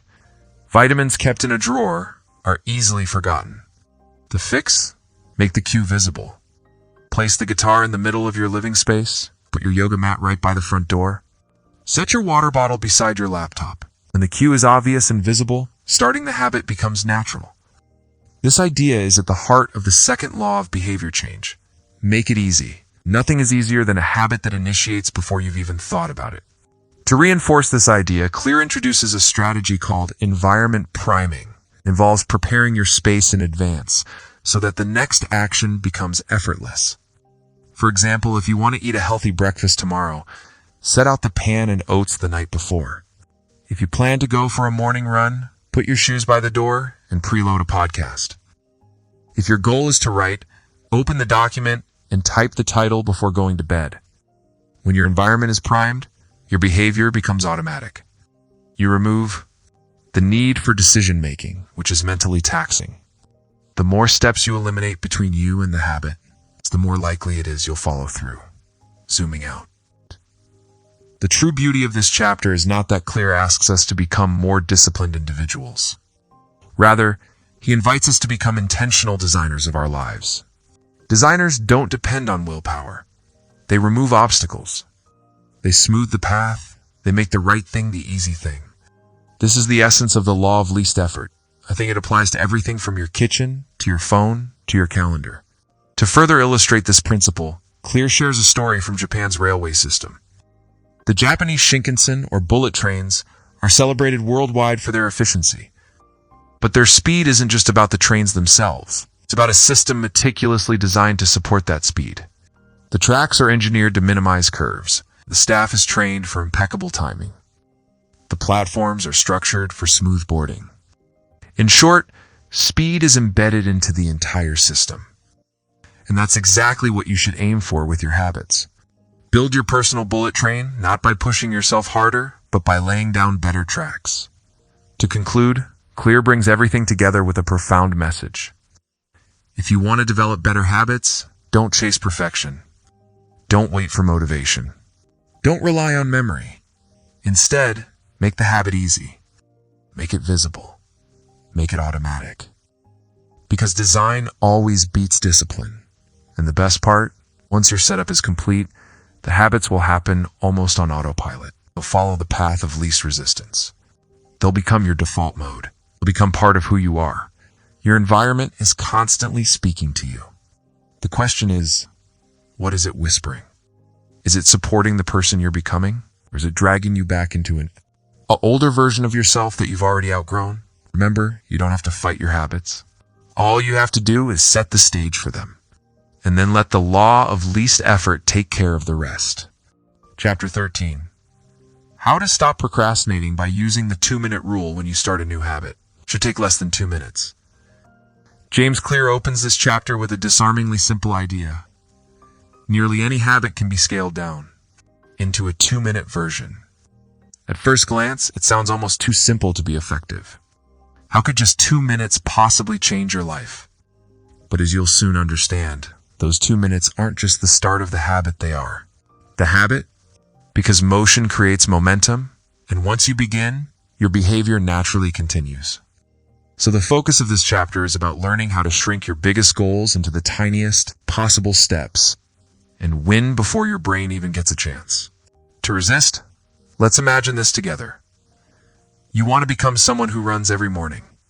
But the thought of running 5 kilometers, lacing your shoes, finding the right playlist, it's overwhelming. So instead, try this. Just put on your running shoes. That's it. That's your entire goal. 2 minutes. Done. And yet once the shoes are on, chances are you'll go outside, maybe stretch a little, maybe even jog a bit. Because the biggest barrier wasn't the running, it was the starting. Clear calls this kind of action a gateway habit. It's a small, low effort action that naturally leads to more. It's not about doing the full thing. It's about becoming the kind of person who does the thing. That shift in identity is where the magic lies. The 2-minute rule is incredibly straightforward. When you start a new habit, it should take less than 2 minutes. That's it. Want to read more? Just read 1 page. Want to write more? Write 1 sentence. Want to floss daily? Floss 1 tooth. Want to eat healthy? Cut 1 vegetable. Want to meditate? Sit in silence for 2 minutes? These actions may seem so small that they appear insignificant, but that's precisely the point. They're too small to fail. They're so easy they don't trigger your brain's resistance. They slip quietly beneath the radar of your internal protests. And in doing so, they build the identity of someone who shows up consistently. As Clear emphasizes, a habit must be established before it can be improved. Think of it like pouring cement. You can't build anything until the foundation is set. The 2-minute rule is how you pour that foundation. Creates a mental loop of start, gives succeed, gives feel, good gives repeat. This loop is crucial because your brain craves certainty. When a habit feels too big or overwhelming, you hesitate. But when it feels easy, you act. And over time, those 2 minutes naturally grow. One page turns into a chapter. One sentence becomes a paragraph. One push-up becomes a workout. But that's not your concern today. Today, your only goal is just to begin. There's something powerful in what Clear says next. Instead of trying to engineer a perfect habit from the beginning, do the easy thing on a more consistent basis. This is how mastery truly begins, not with intensity, not with a burst of inspiration, but with ritual. A small act done repeatedly becomes part of who you are. So don't chase perfect effort. Chase perfect starts. Your job isn't to run 5 kilometers, it's to become someone who puts on their shoes every morning. Your job isn't to write a novel, it's to become someone who opens their notebook every evening. When you master the ritual, the results begin to take care of themselves. But there's a danger here too. And Clear doesn't shy away from calling it out. Many people focus on figuring out the best approach. They spend their days planning, researching, and thinking instead of acting. He refers to this as motion without action. It feels productive. Making a playlist instead of going to the gym. Reading about writing instead of actually writing. Watching videos about healthy eating instead of cooking feels like progress, but in reality, it's a comfortable form of delay. The 2-minute rule kills this trap because it's not about thinking, it's about doing. You don't need a perfect plan. You just need a first step to expand on this. Clear introduces the concept of habit shaping, a strategy that helps you build habits in stages. Here's how it works. Start with something very easy, like putting on your workout clothes. Once that's automatic, move to something easy, like doing 5 push-ups. That feels natural. Go for something moderate, like completing a 10-minute routine. And only when you're ready, move to something hard, like following a full workout program. Each stage flows naturally from the last, but you never force progress. You grow into it. Just like a tree, you send roots deep before reaching high, and those 2-minute habits are your first roots. This brings us back to one of the book's central truths. The goal is not to read a book, but to become a reader. The goal is not to run a marathon, but to become a runner. The goal is not to write a book, but to become a writer. Every time you follow a 2-minute habit, you cast a vote for the identity you want to create. 1 sentence? Yeah. Still a writer? 1 push-up? Still an athlete? 1 breath? Still a meditator? These small, repeated votes add up over time. It's this. And eventually, without even realizing it, you become the person you always hoped to be, not because you chased a specific outcome, but because you trusted the system. Let's pause for a moment and reflect. There's something almost poetic about the idea that greatness begins with a gesture. Small, quiet, humble act. Tying a shoelace, turning a page, unrolling a yoga mat. That's the hidden strength of the 2-minute rule. It removes the pressure. It erases the guilt. It gives you permission to begin again and again. Because the world doesn't reward the biggest goals. It rewards the ones who start, and then start again. And never stop starting. So today, as you face the towering mountain of your habits, don't worry about climbing it all. Just take the first 2 minutes. Put on your shoes, open your book, write the title, sit still and breathe. Because your future is shaped not by massive effort or dramatic change, but by tiny, deliberate acts of consistency. And when you make starting easy, everything else becomes possible. Chapter 14. How to make good habits inevitable and bad. Habits Impossible. James Clear begins this chapter with a fascinating story about the famous British industrialist and writer, Victor Hugo. In 1830, Hugo was grappling with procrastination while trying to write his next novel. He had already signed a contract and the deadline was approaching fast, yet he continued to waste his days wandering around the city, entertaining guests, and avoiding the actual work of writing. In a bold and extreme move to break this cycle, Hugo locked away all his clothes, literally. He placed them in a chest, locked it, and handed the key over to someone else. With no access to his clothes, he couldn't leave the house. Trapped indoors with nothing to distract him, he finally began writing. This vivid example serves as a powerful illustration of the theme of the chapter. This chapter revolves around a core idea. The best way to break a bad habit is to make it impractical to do. The best way to build a good habit is to make it unavoidable. Let that sink in. Clear emphasizes that this strategy is not about relying on willpower. It's about designing your life in a way that naturally leads you toward better behavior. He urges readers to stop depending on discipline and instead focus on creating an environment that supports their desired habits. Clear introduces a profound insight. Disciplined people are not more disciplined than others. They've just designed their lives in a way that doesn't require heroic willpower. With that, the chapter dives into the practical steps we can take to follow this philosophy. We often think of habits as being shaped by internal factors like mindset, motivation, and self-control. But the truth, Clear argues, is that our environment plays a much larger role. Your habits are often shaped not by your motivation, but by your environment. Take a moment to consider your own day. If the TV remote is within reach, you're likely to turn on the television. If cookies are sitting on the kitchen counter, you're probably going to eat them. If your phone is beside your bed, you'll likely scroll on it late into the night. These aren't conscious decisions. They're default actions driven by our surroundings. So what if we flipped the script? What if we made the positive behaviors the path of least resistance and the bad habits more difficult to pursue? This is what Clear calls the art of inversion, and it's the central lesson of this chapter. One of the most powerful tools Clear offers is something known as a commitment device. It's a method of locking in good behavior ahead of time by eliminating the option to act against your goals. A commitment device is a choice you make in the present that locks in better behavior for the future. Just like Victor Hugo locking away his clothes, the idea is to remove the ability to make the wrong choice.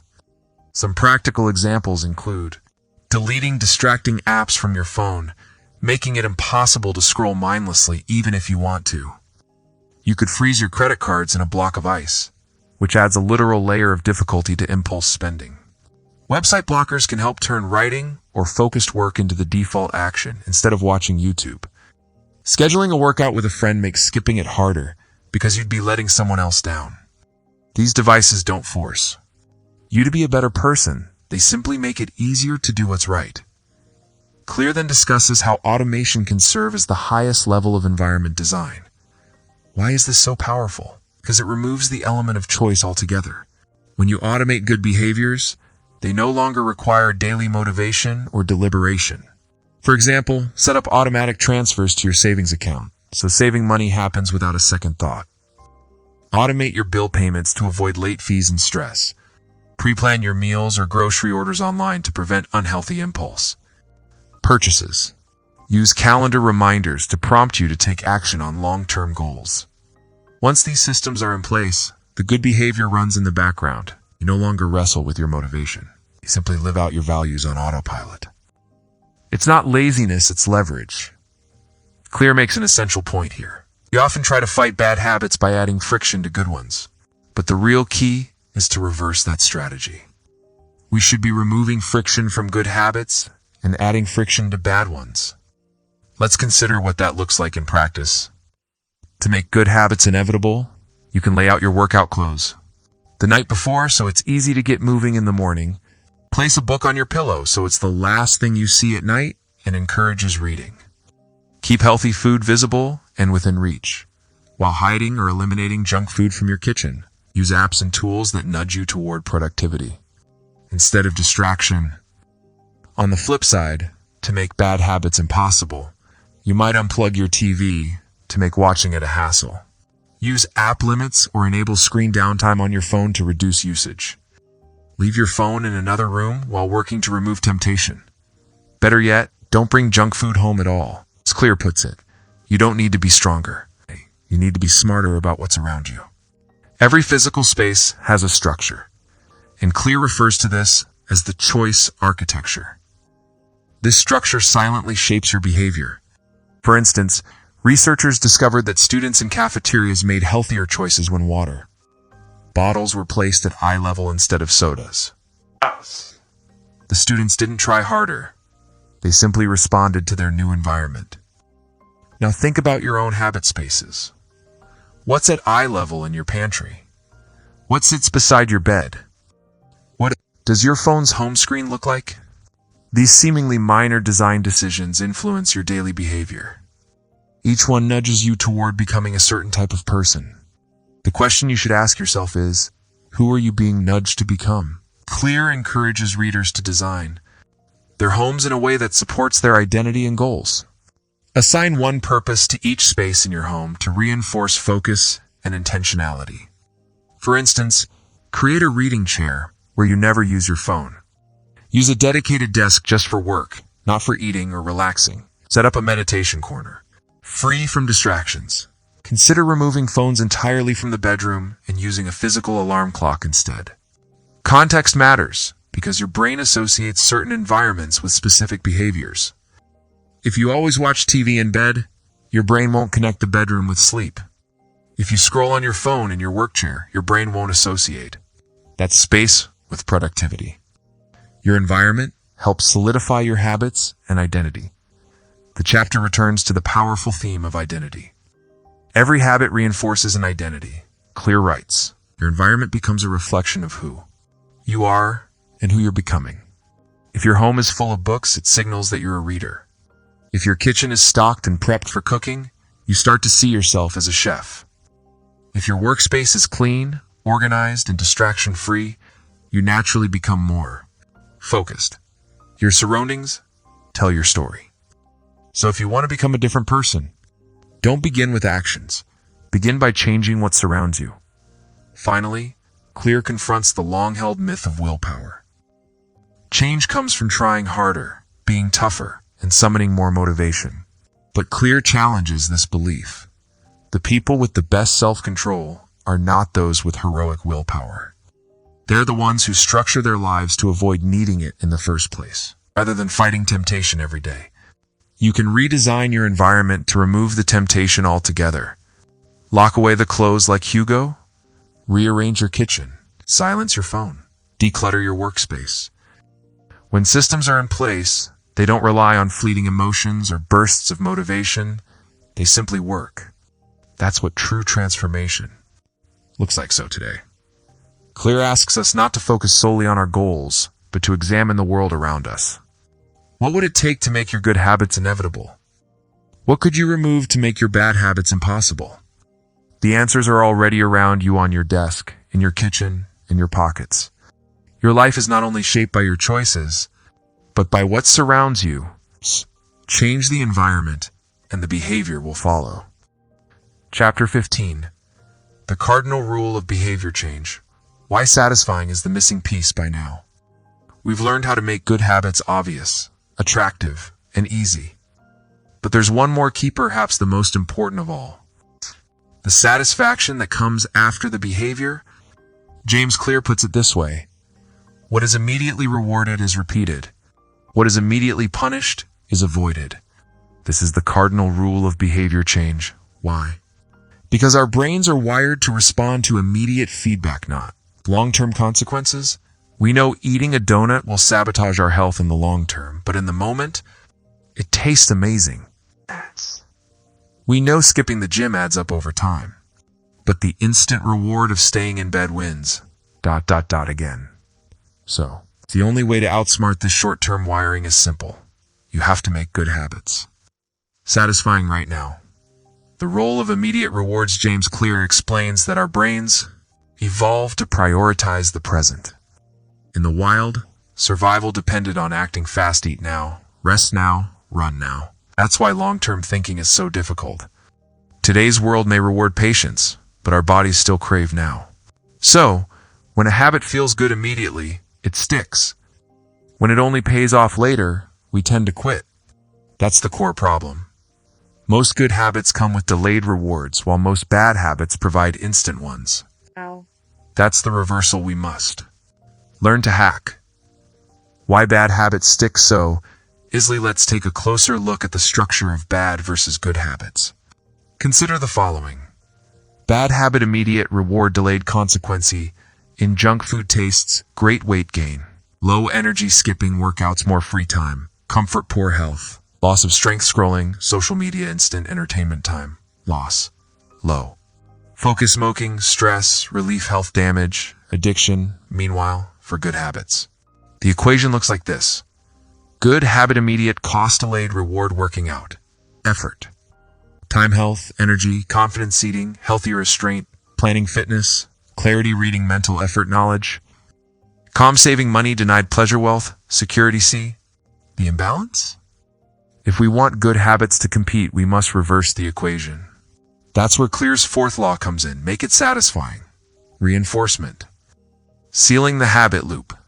The habit loop has 4 essential parts: cue, craving, response, reward. Without that final part, the reward, the loop remains incomplete. When a habit feels good, even in a small way, it reinforces itself, becomes something the brain wants to do again. Think about brushing your teeth.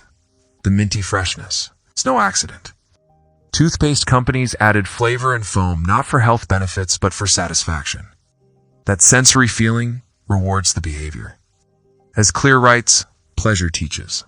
Your brain that a behavior is worth remembering and repeating. It's the brain's way of saying, let's do that again. Habit tracking. A visual reward system. One of Clear's favorite tools for creating satisfaction is tracking. Whether it's checking off a calendar, using a habit app, or filling in a notebook. A visible streak gives you a tiny hit of accomplishment. Did you write today? Worked out? Meditated? Flossed? This check mark is a vote for your identity. It says, yes, I'm the kind of person who follows through. This taps into something deeper than dopamine. It taps into pride. You see your progress, and that feels good. Don't break the chain. Clear references the famous Seinfeld strategy. Jerry Seinfeld reportedly used a wall calendar to build his habit of writing jokes every day.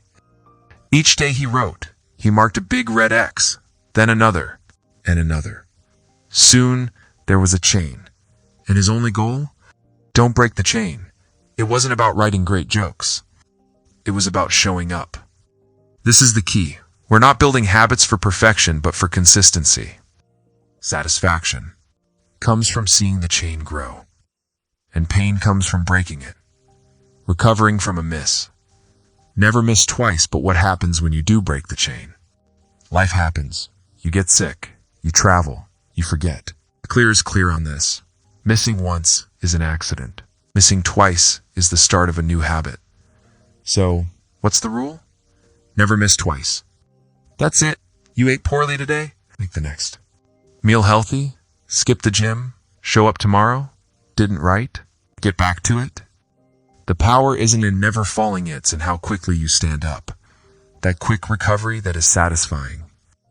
That is identity in motion. Make it personal. Another form of satisfaction is making the habit reflect your personality. Clear says a habit is satisfying when it aligns with your identity. So, find ways to personalize your process. Use a special notebook you love. Listen to your favorite playlist while you clean. Track your habits with colored pens.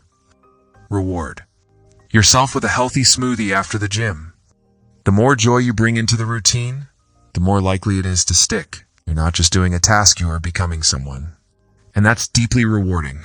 Use intrinsic rewards, extrinsic rewards like candy.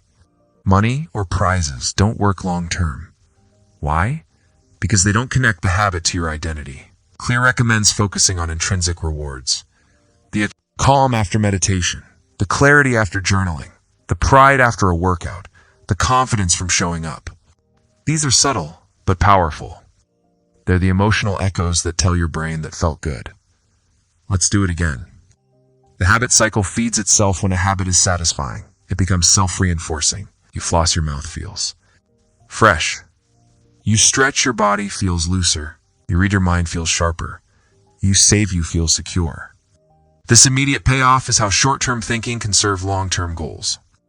Over time, the good habit becomes its own reward. You're no longer chasing a result, you're enjoying the process, and that's how real change happens. Summary. Make it satisfying. Let's tie it all together. Clear's fourth law, make it satisfying, teaches us we repeat what rewards us, even subtly. Most bad habits are satisfying immediately, so we must counter that. Habit tracking gives visible proof, a micro reward. Don't break the chain, fuels consistency. Never miss twice keeps us resilient. Intrinsic joy makes a habit worth returning to. Satisfaction turns effort into identity. So don't just aim for productivity. Aim for pleasure and progress. You've made it through all 4 laws. Make it obvious. Make it attractive. Make it easy. Make it satisfying. But the real secret? All of these laws aren't just tactics. They're tools to help you become someone new. You're not just building habits. You're building identity. And that is a deeply satisfying journey. Chapter 16.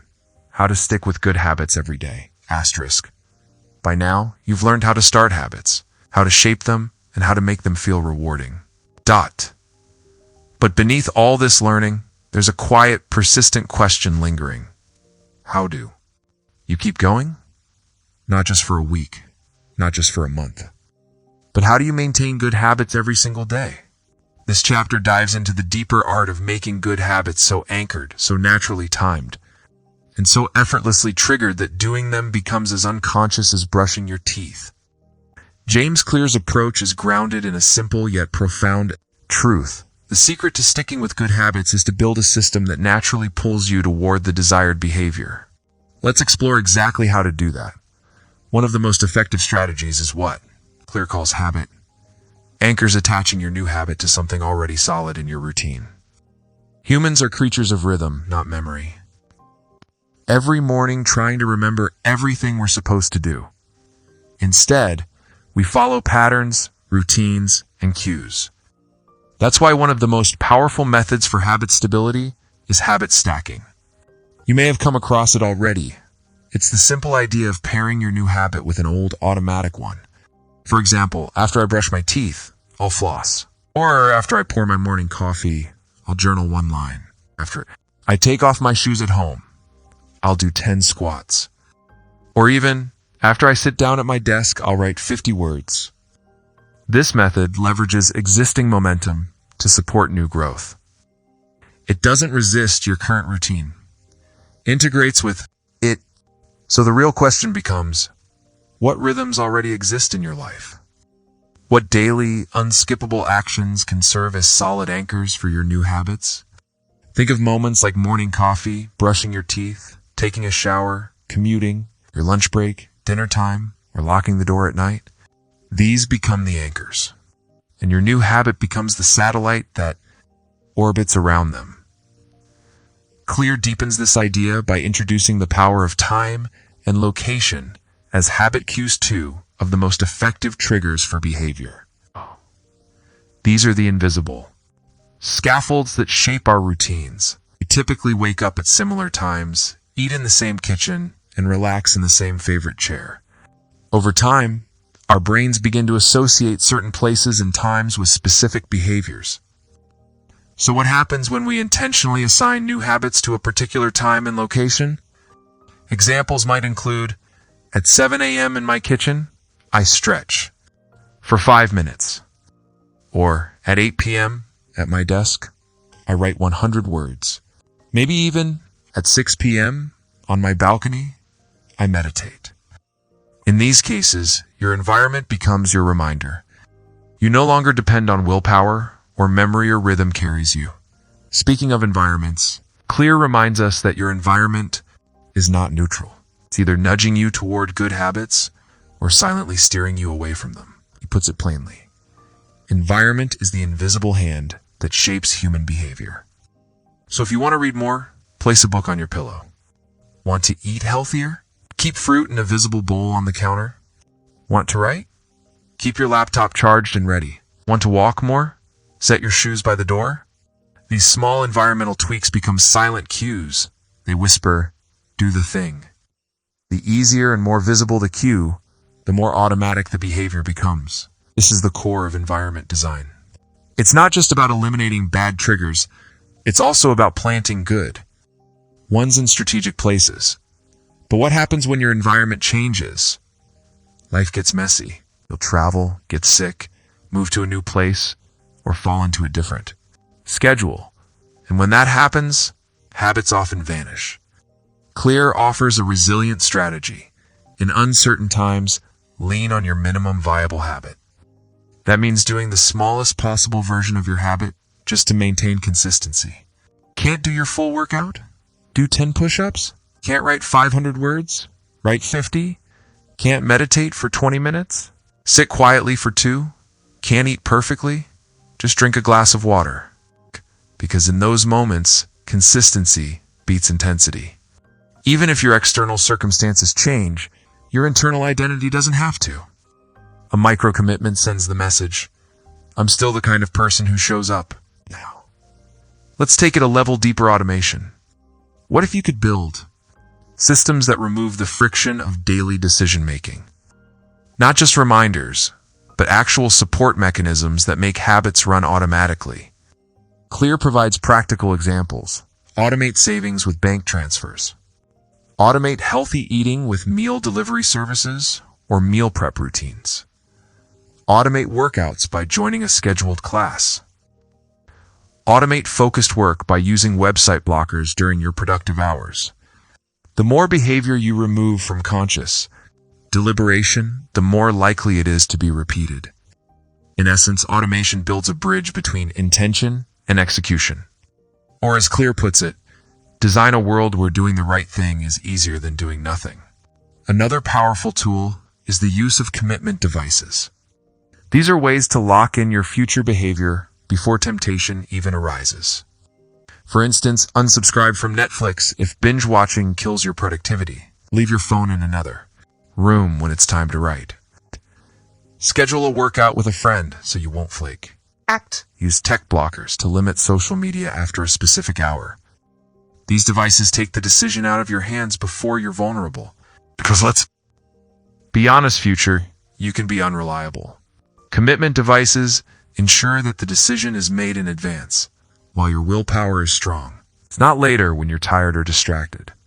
Then there's the classic but powerful strategy of habit tracking. The best way to make something part of your daily life is to measure it. Each checkmark, each tally, becomes visual proof that you're showing up. Clear reminds us again, what gets measured gets managed. Tracking creates a visible signal of your consistency. And even better, it gives you something worth protecting. Once a streak begins, you don't want to break it. At that point, you stop asking yourself, should I do this today? Instead, you ask, can I keep the streak alive? That shift in mindset changes everything. But don't go it alone. Habits become significantly easier when you're surrounded by people who live them. Want to stick with a new behavior? Join a group where your desired habit is the normal behavior. Clear emphasizes, join a group where your desired behavior is the normal behavior. The people around you reinforce your identity. They provide encouragement, accountability, and even a healthy dose of competition. Examples include joining a running club, sharing your writing online, participating in a reading challenge, or using a buddy system for workouts. The more social reinforcement you have around your habit, the less it feels like a chore, and the more it feels like a shared lifestyle. Finally, Claire introduces a powerful, yet often overlooked strategy, the habit reflection, or weekly review. It's a technique that separates amateurs from professionals. Each week, take time to ask yourself, did I stick to my habits? What's working? What's slipping? What can I tweak? This reflective pause prevents your system from drifting off course. It brings your habits back into focus. Because you're not just repeating actions, you're managing a process. Professionals treat improvement not as a one-time decision, but as a system to refine continuously. In conclusion, sticking with good habits isn't about heroic effort or massive willpower. It's about crafting reliable rituals. Anchor your new habits to the old ones that already exist. Use time and place cues to your advantage. Design your environment to support your identity. Shrink your habits to their smallest form when life gets hectic. Automate as much as possible. Commit in advance before temptation hits. Track your progress in visible ways. Reflect regularly to refine your system. And most importantly, lean on a supportive community. Consistency isn't boring. It's freeing. Because when your habits run smoothly in the background, your mind is free to dream, to create, and to grow. You're no longer fighting yourself every day you're flowing. That's how you build a life, not just a streak. You now know how. To make good habits a daily, automatic part of your identity, it's not about perfect days, it's about faithful rhythm. show up, even in small ways, even quietly. That's how real transformation takes root. Chapter 17. How an accountability partner changes everything. You don't have to go it alone. Let's be honest, when we think of habits, we often imagine solitude. We picture early mornings, personal routines, quiet journaling, and solo workouts. These images reinforce the idea that habit building is a lonely journey. But behind almost every long-term transformation, there's nearly always someone else in the picture: a voice, a partner, a witness. In this chapter, James Clear explores a powerful yet underused truth. One of the most effective things you can do to build better habits is to join a culture where your desired behavior is the normal behavior. This idea goes far beyond simple encouragement. It touches the core of identity alignment. It's about being accountable, not just to yourself, but to someone else. Let's explore how having another person involved can change everything. The power of being seen when no one is watching. Skipping a habit becomes easy. But when someone is expecting you to show up, when someone is noticing what you're doing, everything changes. Suddenly the stakes are higher. Clear introduces the idea of accountability partners, people who observe your actions, expect consistency from you, and support you through the process. These individuals don't need to be professional coaches, and they don't have to remind you every single day. They simply need to exist within your system. The psychological effect is profound. We care deeply about how we are perceived, especially by people whose opinions we respect. This isn't a flaw or weakness, it's an ancient instinct. Humans evolved in tribes where being cast out meant danger, so we learned to conform and cooperate. That tribal instinct still lives in us today. When used wisely, it can multiply your willpower many times over. The accountability agreement Clear shares a fascinating story in this chapter about two men, Brian and his friend, who created a habit contract. Brian committed to going to the gym regularly. If he skipped a session, he had to pay his friend $100. Even worse, if he lied about going, the penalty rose to $500. The genius of this setup wasn't just the financial cost, it was the social cost. Because someone else knew. That single fact made the habit feel real. Clear emphasizes this by stating, knowing that someone else is watching you can be a powerful motivator. It's not because you want to impress that person, but because you don't want to disappoint them. Or even worse, you don't want to disappoint yourself in front of them. Habit contracts. A tool for commitments. How do you apply this concept in your own life? Clear provides a simple method to create your own habit contract. Step 1 is to write the habit contract itself.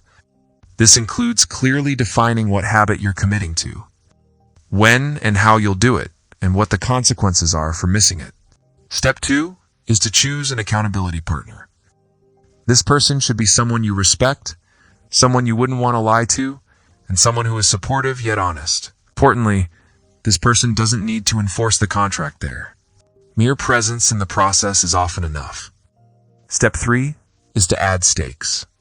This could involve paying money if you miss your habit, doing something unpleasant, losing a privilege, or even publicly announcing a failure. The goal isn't to punish yourself, it's to create psychological pressure. You want the consequence to be stronger than the temptation to skip your habit. Join a culture. It's not just a partnership. While accountability partners are powerful, there's an even greater force at play. Culture, Clear advises. Surround yourself with people who have the habits you want to have. This goes beyond having one person watch you. It's about having an entire community reinforcing your behavior. Why does this matter? Because in a group setting, behavior becomes contagious. Social norms form naturally, and your identity shifts much faster. If everyone at your office takes the stairs, chances are you'll start taking them too. If your friends make a habit of reading every night, you'll likely pick up the habit. Yeah. If your gym crew pushes for one more rep, you'll dig deeper. You're not just adopting a new habit or stepping into a new identity tribe. Mirror neurons. And behavioral limitation, let's dive deeper into why habits are so contagious. It has to do with something called mirror neurons. These are brain cells that activate when we see someone doing something as if we're doing it ourselves. This is why babies mimic adults, why laughter spreads in a room, and why one person yawning makes everyone else yawn too. So when you're surrounded by people practicing certain habits, your brain begins to rehearse those behaviors automatically. This isn't about forcing yourself to change, it's about osmosis. When you change your surroundings, your mind naturally follows identity.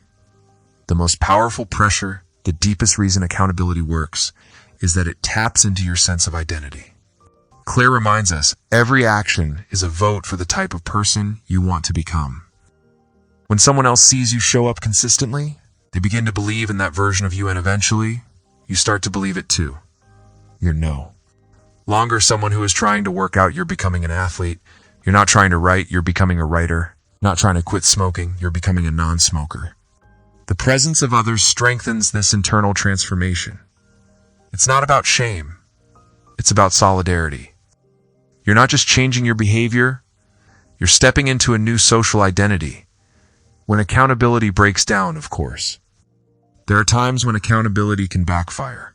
It can become problematic if you choose someone who is too lenient, if the contract feels overly forced, or if the environment becomes toxic or shaming. That's why it's essential to design the accountability relationship carefully. Accountability partner supports rather than criticizes. They believe in your goals, challenge your excuses kindly, and celebrate your wins. If the social pressure becomes too negative, it can lead to rebellion. If it's too soft, it can lead to complacency. The key lies in striking the right balance. Gentle tension coupled with strong support, build a habit circle. Clear ends the chapter with a powerful suggestion. Create your own accountability ecosystem. Don't just rely on one partner. Build a circle. You could start a writing group, a fitness circle, a reading club, a startup crew, a no sugar pact, or a meditation challenge. The more visible your behavior becomes to others, the more likely you are to stay committed. You'll be seen, supported, and safe. Over time, that structure becomes your shield, a system stronger than your mood, energy, or motivation. Final thoughts. Transformation through togetherness. At the end of the day, habit change isn't just about what you do. It's about who you become. Identity doesn't form in isolation. We come to understand ourselves through how others see us. When you step into a circle of accountability, you rise to meet the belief others have in you. You begin to act in alignment with your values. It transforms it in secret, but in community. The greatest change happens not just when you do something daily, when you become someone new, together. So now you've uncovered the final. It's a powerful piece of the habit-building puzzle. Don't go it alone. Now find someone to walk beside you.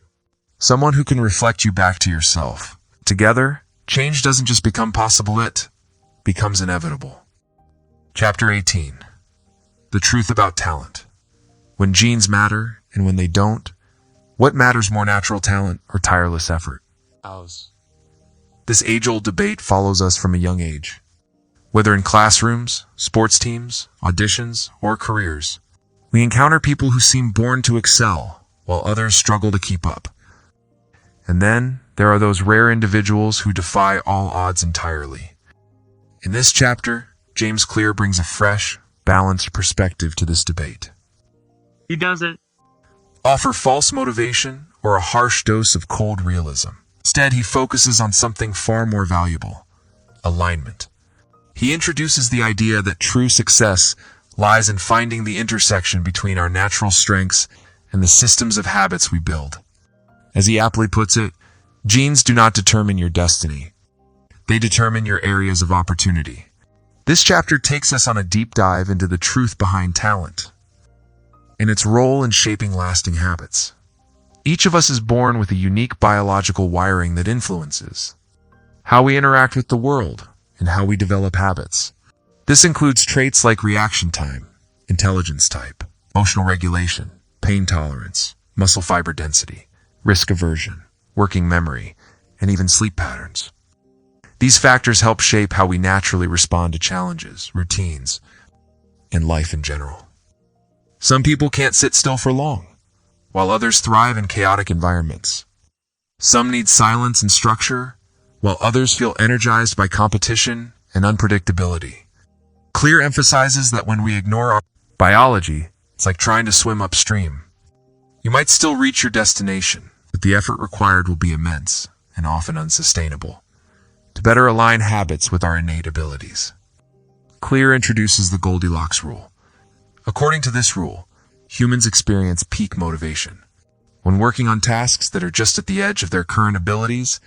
Not too easy, not too hard, but just right. Imagine using a treadmill. If it's too slow, you're bored. It's too fast, and you're overwhelmed. But when the speed is just right, you're fully engaged. This sweet spot, often referred to as flows, where habits can thrive because progress feels satisfying and attainable. The key to maintaining this state over time is choosing tasks and challenges that align with your natural talents. It's making the process more enjoyable and less forced. Clear uses the example of two athletes to illustrate how biological wiring can determine the areas where one naturally excels. Marcus, who has fast-twitch muscle fibers, will thrive in sprinting, powerlifting, and other short-burst activities. Caleb, on the other hand, has slow-twitch endurance muscles, which make him more suited for marathons, long-distance cycling, or swimming. If Marcus were to force himself into long-distance running, he might eventually succeed, but it would feel like grinding glass. Similarly, if Caleb tried to rapidly build muscle mass for strength sports, he would likely struggle endlessly. The point is not that talent is everything. Rather, the path with the least friction, the one you are most likely to stick with, is usually the one that matches your biology. James Clear insists. You don't need to be the best at everything. You just need to find your game and master. This mindset is revolutionary. Liberates you from the endless cycle of battling your weaknesses or envying others' strengths. Instead, it encourages you to build a habit system around who you aren't, who you wish you were. Ask yourself, what comes naturally to me? Which activities do I feel energized instead of drained? What do I seem to learn more quickly than those around me? The answers to these questions point you toward your areas of opportunity, your personal field of play. In that space, building habits feels more like building momentum than fighting misery. Clear delves even deeper by discussing how personality, not just biology, shapes behavior. He references the big 5 personality traits: openness to experience, creative to curious, conscientiousness, organized, responsible, extroversion, outgoing, energetic, agreeableness, compassionate, cooperative, and neuroticism, sensitive, anxious. Each trait can predict the kinds of habits that will be most successful. For example, someone high in conscientiousness might thrive with planning systems, checklists, and order. A highly extroverted person would likely do better joining a fitness class than working out alone. Those high in openness might prefer creative journaling or regularly switching up workout routines. Meanwhile, someone high in neuroticism may benefit most from soothing, structured rituals that bring predictability to their lives. The main takeaway? Don't fight your personality, design your systems around it. Your habits need to match you, not some idealized version of who you think you should be. One of Claire's most important ideas is that habits are not about having something. They're about becoming someone. However, he cautions that you can't become anyone. You can only become a fuller version of yourself. When you create habits that reinforce your core strengths and natural inclinations, they become second nature because they feel like home. For instance, if you're introverted, your habits might center on quiet reflection, deep work, or solo creative projects. If you're creative but disorganized, you might benefit from flexible routines, visual reminders, and minimalist systems. If you're analytical, your best path might include habit tracking, data logging, and system optimization. Sustainable growth happens not when we bulldoze over our personalities, but when we build with them. Clear points out that 2 people can adopt the same habitat while one thrives. The other might drown. The difference often isn't in the amount of effort they put in, but in the fit between the person and the habit. It's like trying to build a house using tools that don't fit your hands, a hammer that's too big, a dull saw, a wobbly ladder. Eventually, you'll give up. But if the tools are just right, if the process flows with your instincts, you can keep building effortlessly. The right fit turns struggle into rhythm. To help readers tailor their habits effectively, Clear provides a 3-step roadmap. First, explore widely. Don't assume you already know what works best for you. Try out different habits, track your reactions, and notice what feels natural versus what feels forced. Second, refine by feedback. Keep the habits that uplift you and discard those that drain you. Use real data, your mood, energy levels, and productivity as your internal compass. Third, double down on strengths. Once you find something that clicks, don't hesitate. Lean in. Don't feel guilty for choosing ease. Feel proud that you're designing your life for long-term success. As Clear puts it, the greatest threat to success is not failure, but boredom. When habits match your strengths, they stay interesting and sustainable for longer. Of course, Clear is careful not to suggest that talent alone is enough. In fact, he explicitly warns against relying solely on natural ability when you can't. Win by being better? You can win by being more consistent. Talent may give you a head start, but systems are what help you cross the finish line. If talent counts for 20%, then consistent, well-designed systems make up the remaining 80%. This is why the most successful performers aren't just talented, they outpractice and outsystem everyone else. They know that while talent might open the door, only reliable systems can keep it open. In closing, Clear offers a powerful insight. The key to building lasting habits is not to outwork everyone. It's to outdesign them. This means that success doesn't come from sheer willpower. It comes from alignment. Your success isn't hidden in someone else's perfect schedule or productivity system. It's embedded in your own nature. Your job is not to change who you are. Your job is to build a life that works with who you already are. When you do this, habits stop feeling like a struggle. Instead, they become a reflection of your gifts, your temperament, and your true path. That is where greatness truly begins. You don't have to be the most talented person in the room. You do need to discover your strengths and then build a system that honors and enhances them. Because the truth about talent isn't that it limits you. It's that it gives you a starting point. And where you go from there is entirely up to you. Chapter 19. The secret to results that last. Make it a part of your identity. This chapter, James Clear takes us deeper than ever before, beyond all the strategies and techniques for building better habits. Up until now, we've explored how habits function, how to make them obvious, attractive, easy, and satisfying. We've seen how our environment and cues shape our behavior, how tiny changes compound into massive improvements over time, and how systems tend to outperform even the most ambitious goals. But now Clear invites us to look beneath all of these ideas to the very core of lasting transformation. He writes, "The ultimate form of intrinsic motivation is when a habit becomes part of your identity. This is the most profound insight in the entire journey. Because no matter how clever your system is, or how clearly you articulate your goals, if your identity remains unchanged, your results will eventually snap back to match it. That's why long-term change isn't just about adopting better habits. It's about becoming a better version of yourself." Clear introduces the concept of the 3 layers of behavior change.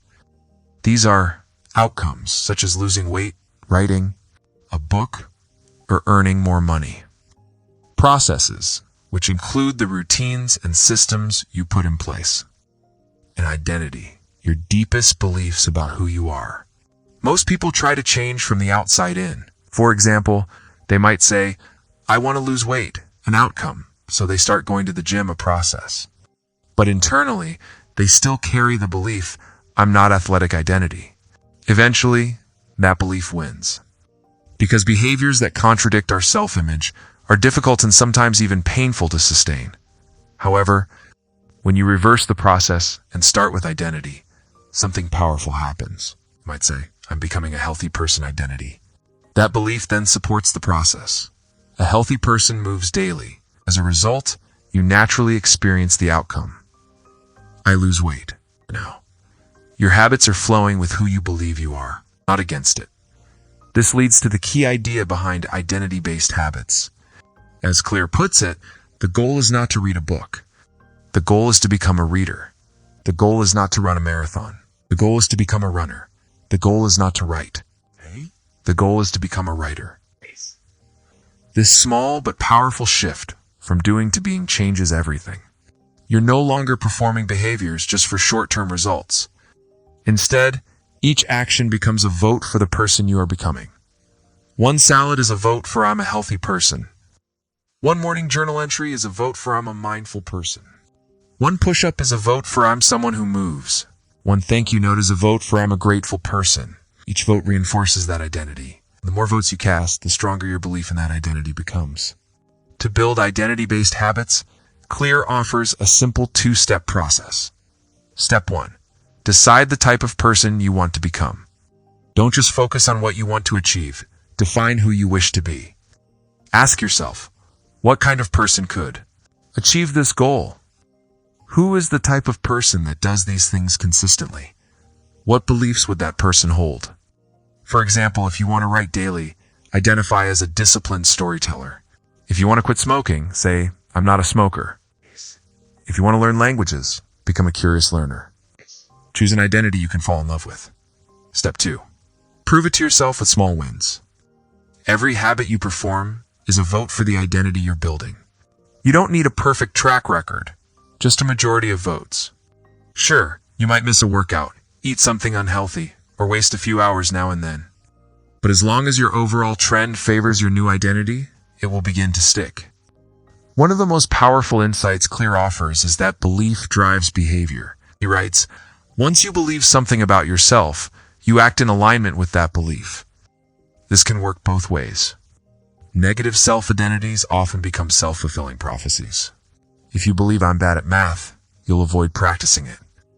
If you think I always quit things, you may unconsciously sabotage your progress. If you tell yourself I'm just not disciplined, you may stop even trying to organize your life. But when you shift your identity, change begins from the inside out, not just in what you do, but in how you see yourself. Identity-based habits make these beliefs visible, real, and tangible. Here's a hopeful truth. Every action you take is a vote for the type of person you wish to become. Your identity is not fixed. It's not a label you're stuck with. Identity is a process of sculpture slowly revealed by your habits. Think of yourself as a statue waiting to emerge from the marble. Every habit is a chisel strike, revealing a little more of the person you're becoming. Just like in sculpture, consistency matters more than intensity. You don't need grand gestures, just small, steady strikes. Day after day, Clear also explains how many of our identities come from stories we tell ourselves over and over. I'm shy. I'm disorganized. I can't cook. I always procrastinate. But these stories are not facts. They're narratives. And the beautiful thing about habits is that they can rewrite these stories. When you meditate, you're becoming calm. When you clean, you're becoming orderly. When you show up, you're becoming consistent. So instead of obsessing over results, ask yourself, what story am I reinforcing today? What story do I want to reinforce tomorrow? Of course, identity change doesn't come easy. Old identities tend to cling to us, especially when they are tied to emotions like pride, pain, or safety. Letting go of beliefs like, I'm the funny one who always drinks, or I'm the rebel who doesn't play by the rules, or I'm the overachiever who never rests, can feel like a loss. But beyond that discomfort lies freedom, the freedom to be more authentic, healthy, creative, and calm. It takes courage to let go of who you've been. But with habits, you can shape who you become, one choice at a time. In closing, Clear offers a powerful formula. Identity plus system equals results that last. Without identity, your system feels fake, like a costume. Without systems, your identity is just a wish. But when combined, they form a self-reinforcing loop. Identity gives your habits a direction. Habits give your identity proof. This is what real transformation means, not just reaching goals, but evolving into someone new. So what will you build? Not just a better schedule, not just a cleaner home, not just a new job or morning routine, but a stronger identity, a deeper belief, a truer version of yourself. Because when you cast enough votes for being kind, disciplined, resilient, and creative, you don't just act like that person. You become them. And this This is how habits shape destinies. Final reflection and thematic analysis of Atomic Habits, a mirror to your life, and so our journey through Atomic Habits reaches its close. We've walked chapter by chapter through James Clear's thoughtful, often profound exploration of human behavior. We've seen how habits, those quiet, invisible routines, can build us up or break us down, one small act at a time. This is not a book about hacks. It's not a motivational speech. It's a mirror held up gently, so we can see ourselves clearly, not to judge, not to shame, but to ask, who am I becoming, and who do I want to become? The core truth. Small habits, big impact. Let's return to the book's most powerful premise. You do not rise to the level of your goals. You fall to the level of your systems. Goals are momentary. Systems are lasting. Motivation is fleeting. Environment shapes action. Discipline is important, but identity, who you believe yourself to be, that's what truly endures. Change not by chasing intensity, but by embracing consistency. We become powerful not through giant leaps, but through small, steady steps. Each habit is a vote. Each repetition is proof. And eventually, you look in the mirror and see someone new. Not because the world says so, but because you know you've earned it.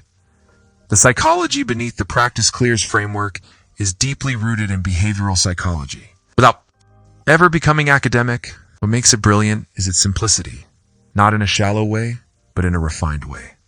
His 4 laws of behavior change, cue, craving, response, reward, don't just explain what we do, they give us tools to reshape it. Every law works like a lever. Make it obvious, gives reshape your environment. Make it attractive, gives reframe rewards. Make it easy, gives reduce friction. Make it satisfying, gives close the feedback loop. This isn't theory sitting on a shelf. Meant to be used, lived, tested, integrated.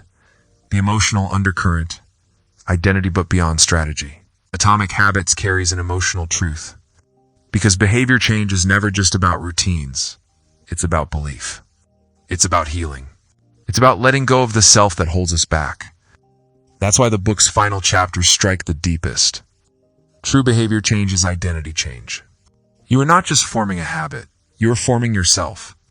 Every time you show up to create, choose to rest, forgive yourself, take a small step forward, you say, I am worthy of change.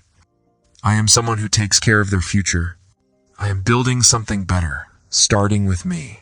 Literary craft and narrative elegance. James Clear writes like a guide sitting beside you, calm, assured, never rushed. He doesn't shout, he nudges. He doesn't promise you'll change. Overnight only that you can, if you give small things time. What's masterful is the structure. Each chapter is crisp. Self-contained and actionable stories are woven throughout, from Olympic athletes to business turnarounds. From surgeons to artists, complex psychological principles are made human and practical, and the entire arc moves from systems gives to identity gives to transformation. This narrative design mirrors the very process of habit change. Start from action, build consistency, then transform the self. Broader context and cultural impact. Atomic Habits wasn't just a bestseller. It became a movement. Why? Because in an era of overwhelm, burnout, and endless hustle culture, this book whispered something radical. You don't need to do more. You just need to do a little better. It gave permission to slow down, to zoom in, to build lives from the ground up with intention and patience. It also subtly challenged the cultural obsession with big wins. Not one ox growth minus 1% daily improvement, not dramatic transformation, quiet evolution. Not heroic sprints, humble systems. That message resonated with millions because it felt real, timeless wisdom from a modern voice. At its heart, Atomic Habits doesn't offer new truths. It rearticulates timeless ones in a modern voice. Aristotle said, "We are what we repeatedly do." Lao Tzu taught, "A journey of 1,000 miles begins with a single step." James Clear reminds us, every action is a vote for the kind of person you wish to become. This is old wisdom made new again. And now it lives in thousands of lives, routines, and quiet daily choices across the world. The journey ahead yours to shape, so what now? Now is where the story leaves the page and becomes part of your life. You won't remember every framework or every rule. You may not follow everything perfectly, but if you remember one thing, let it be this. Every small habit matters because it becomes part of who you are. Start with one push-up, one page, one deep breath, one kind word. Let that be the seed. Let it grow. The rest, the clarity, the momentum, the strength will follow.